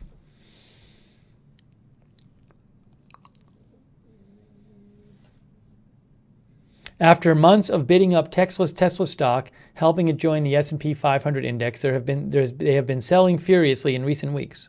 Over $270 billion have been wiped off Tesla's stock market value since its share price peaked in January. Shares briefly traded at 900 a few weeks ago. About a third of Tesla's market value has been wiped out amid concerns about flagging sales and competition from other automakers that are finally selling electric vehicles that other people want to buy. Tesla now still has a market valuation of $575 billion, still far richer than any other automaker. The valuation reflects the belief among many investors that Tesla is revolutionizing the auto and energy industries and will eventually deal fatal blows to older and more established companies. Tesla was a cult stock for so long and able to be that way in a market that was irrational, said this researcher. But reality hits the road, that's where we're at. Analysts and sales data have suggested Tesla is becoming less dominant in the US and Chinese electric car markets. Tesla lost market share last month in the US to Ford Motors' new electric Mustang Mach-E, analysts at Morgan Stanley said. I also see a lot of stories all the time about different automakers producing new electric cars. So it'll be interesting to see what happens with Tesla. Despite the recent drop, Tesla stock price is still up over 300% over the last 12 months. And its market value is more than the combined market capitalization of Toyota, Volkswagen, Daimler, GM, and Ford, companies that sell many more cars than Tesla. Jeff Haas says Michael Burry heavily shorted the stock.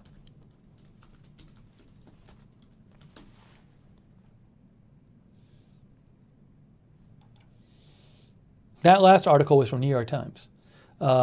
Markets Insider, big short investor Michael Burry is betting Volkswagen will beat Tesla in electric vehicles. Michael Burry holds a stake in Volkswagen's biggest shareholder, he revealed in a now-deleted tweet on Wednesday. I don't own a Porsche, but I own the Porsche that owns VW that owns Porsche, the investor said. He was referring to Porsche, I think it's Porsche, isn't it? That the German holding company that owns 31.3% of Volkswagen. Let me pronounce this right.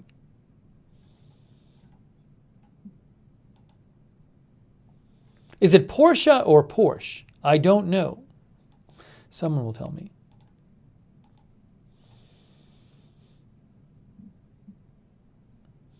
His bet on Volkswagen, his indirect bet on Volkswagen is notable because the German auto group is taking on Tesla in the electric vehicle market, and Burry was short Tesla as of December. I just see so many news stories about new electric cars from different companies. Yeah, I just saw one today. Look at this. I just saw this today. All Volvo vehicles will be electric by 2030, travel and leisure. The car company Volvo announced on Tuesday it intends to become a fully electric car company by the year 2030. There's just going to be so much competition for Tesla.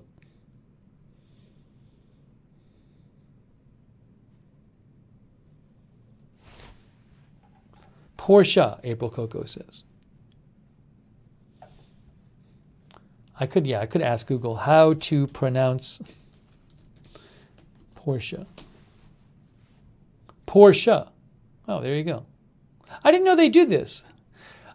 You can say how to pronounce and it comes up on Google. I did not know this. Porsche. Huh. Resonic says Rivian is going to be big. Oh, Rivian. Rivian cars. I don't even know what Rivian is. Rivian is an all-new electric car manufacturer headquartered right outside of Detroit. Says Car and Driver, Rivian. Rivian looks so promising that Amazon invested $700 million and Ford invested $500 million. Look for the Rivian truck debut first. Oh, this is an old article, though. How about this? Rivian. 2021 Rivian R1S. Look at this. The 7-passenger sport utility vehicle will be the second production vehicle from Rivian, a new electric vehicle manufacturer based in Michigan. It takes direct aim at the Tesla Model X. I didn't even know.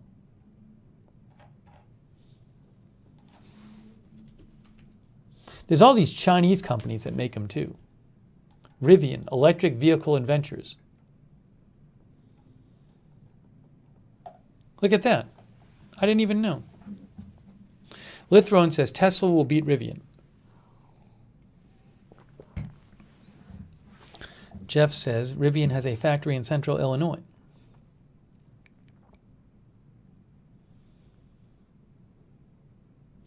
Underdog says, I really want an electric car. I have charging stations all around me. Sarah55 says, we don't have many charging stations here. Linda Belk says, imagine driving your electric car when the electric grid is down. Well, if the electric goes down, that can also affect gas as well, because gas stations sometimes can't pump during blackouts.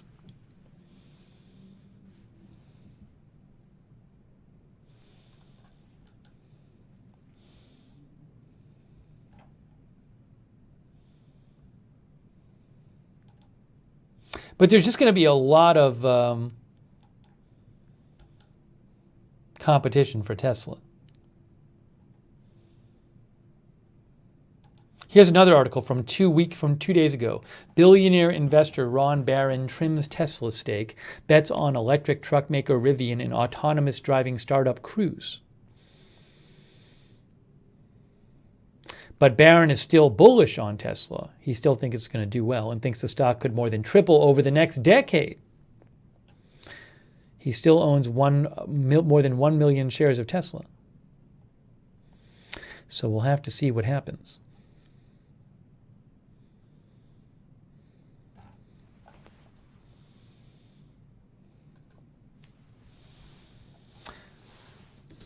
If you want to know more about the Rivian trucks, just go to their website, Rivian. I don't know if I've heard of them before.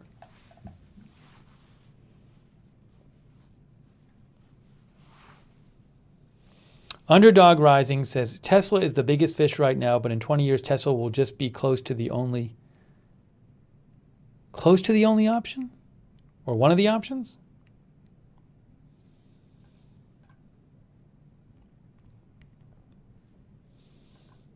Interesting.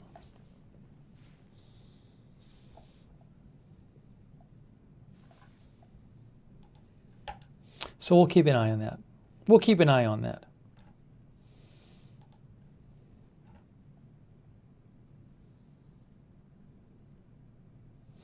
Cam Patel says, think that's the guy who used to work for Tesla. Which guy? Rivian?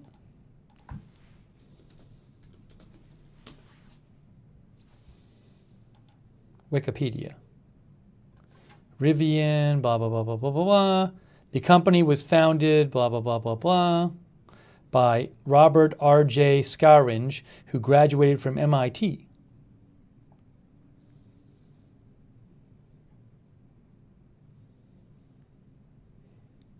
Doesn't say anything about him working for Tesla.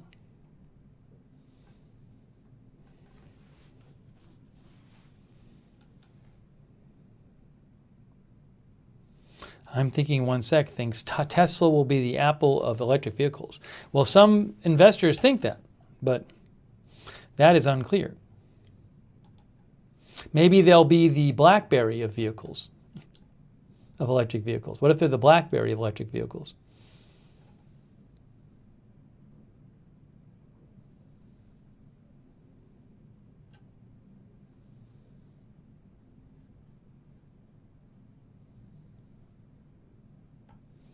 Our viewer, Jim Sock, says, all the old school manufacturers, car manufacturers, seeing Tesla stock in the high hundreds while Ford is like $12, got to bring out those electric vehicles to compete.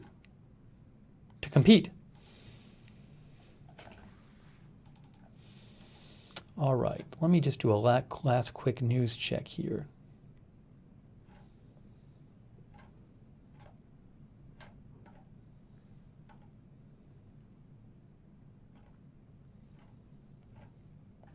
So I think I covered what I wanted to cover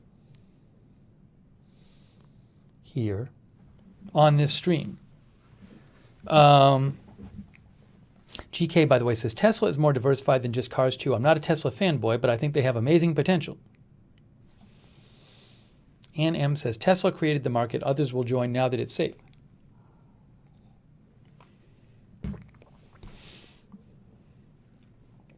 So, yeah, I think we're going to wrap up this live stream. I may do a stream tonight on my channel, Lookner. If there's big news, we'll obviously come back and cover it. I'll cover it on Agenda Free TV. But if there's not big news, I might do a stream on my channel, Lookner, which is my non-news channel on YouTube, right there. So you might want to check that out. And if you subscribe to any of my YouTube channels, make sure you click the notifications bell and choose all notifications. This is Agenda Free TV 2 on YouTube. But my main news channel is Agenda Free TV on YouTube. And on the other platforms, Agenda Free TV, there's only one news channel, Agenda Free TV. So I appreciate you joining for this live news update here on Agenda Free TV and Agenda Free TV 2. I really appreciate you guys letting me read your comments on the air. Thank you. And also for sending in your news tips. And yeah, we will certainly have more news coverage soon. And like I said, if there's like big news stories, we'll certainly come back on the air. Hey, really appreciate our moderators. Thank you so much to our mods. Sarah Joy, Sarah55 there. Thank you. Lizzie FTW, Linda Belk, thanks so much, Linda. Appreciate it. Bud Green, thank you, Bud, for moderating. Bud Green. Also, Ellie Bourne, Idaho Star, Riff Tracks, Tariak. Thanks to our moderators. Hey, if anybody wants to be a volunteer moderator, you can just ask the mods for more information. That would be awesome.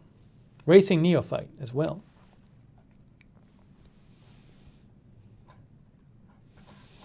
And thanks so much to everybody who donated. That is very kind of you. You are the ones who allow me to do news coverage 7 days a week. So thanks for your support.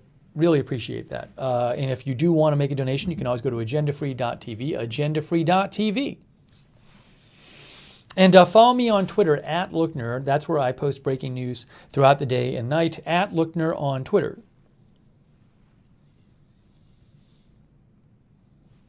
All right. Hey, thanks to our viewers. Still Kicking. Imram on Periscope.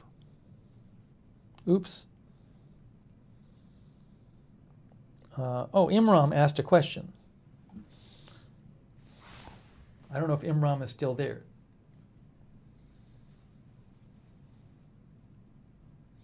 I will reply to them.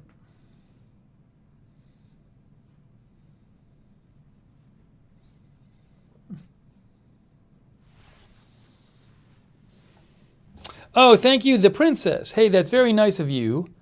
The Princess, thank you for your support. Much appreciated. Bye-bye sticker, thank you. Thanks to all of our YouTube, our Periscope viewers. Lab Golden, June Cruz, thank you. J. Jacob Design. Also our Twitch viewers, Slumter, Wheelie, ZZ Fly, Astra, Shaggy, Vortex Tube, Unterman, Unterman thinks no American car company will make it. They can't produce good-looking cars people want to buy. That's what Unterman says. Ditch John. Me, Betty Boop. Shaggy, and all of our other Twitch viewers. Thanks for watching there. Thanks to our Facebook viewers. Krista Barker, Twilla McCord, Barry Weil, Cam Patel. Oh, Cam says he was saying there's a guy who used to work for Tesla who made his own car. Okay, that's what Cam was saying. I'm not sure which company that would be. Thank you, Cam.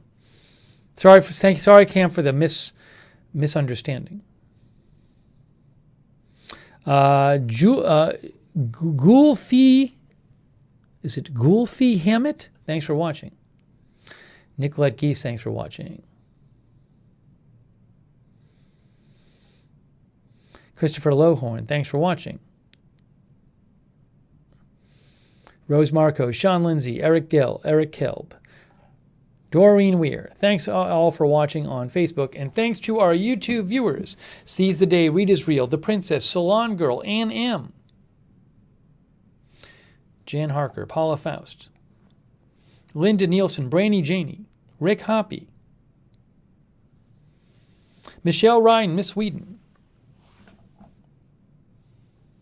Missouri Cowboy, Resonics, Lithrone, Baby Shark, Jane Doe, Ann Salty, Madison G., Jeff Ha, April Coco, Saranya, Melissa McQueen,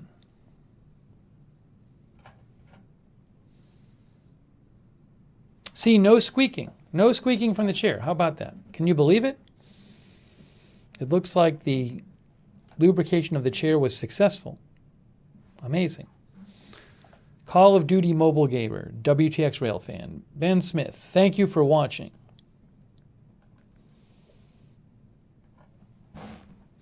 All right, guys, I am wrapping up this live stream. I really appreciate you tuning in, and we will certainly have more coverage for you soon. And I may be doing a stream tonight on my personal channel, Lookner. So keep an eye out for that. And Rosemary Randolph and Letter Artist, thanks for watching too. And thanks again to all of our mods, much appreciated. Okay, thanks for joining the live news roundup, and we will see you soon with more live news right here on Agenda Free TV and Agenda Free TV 2.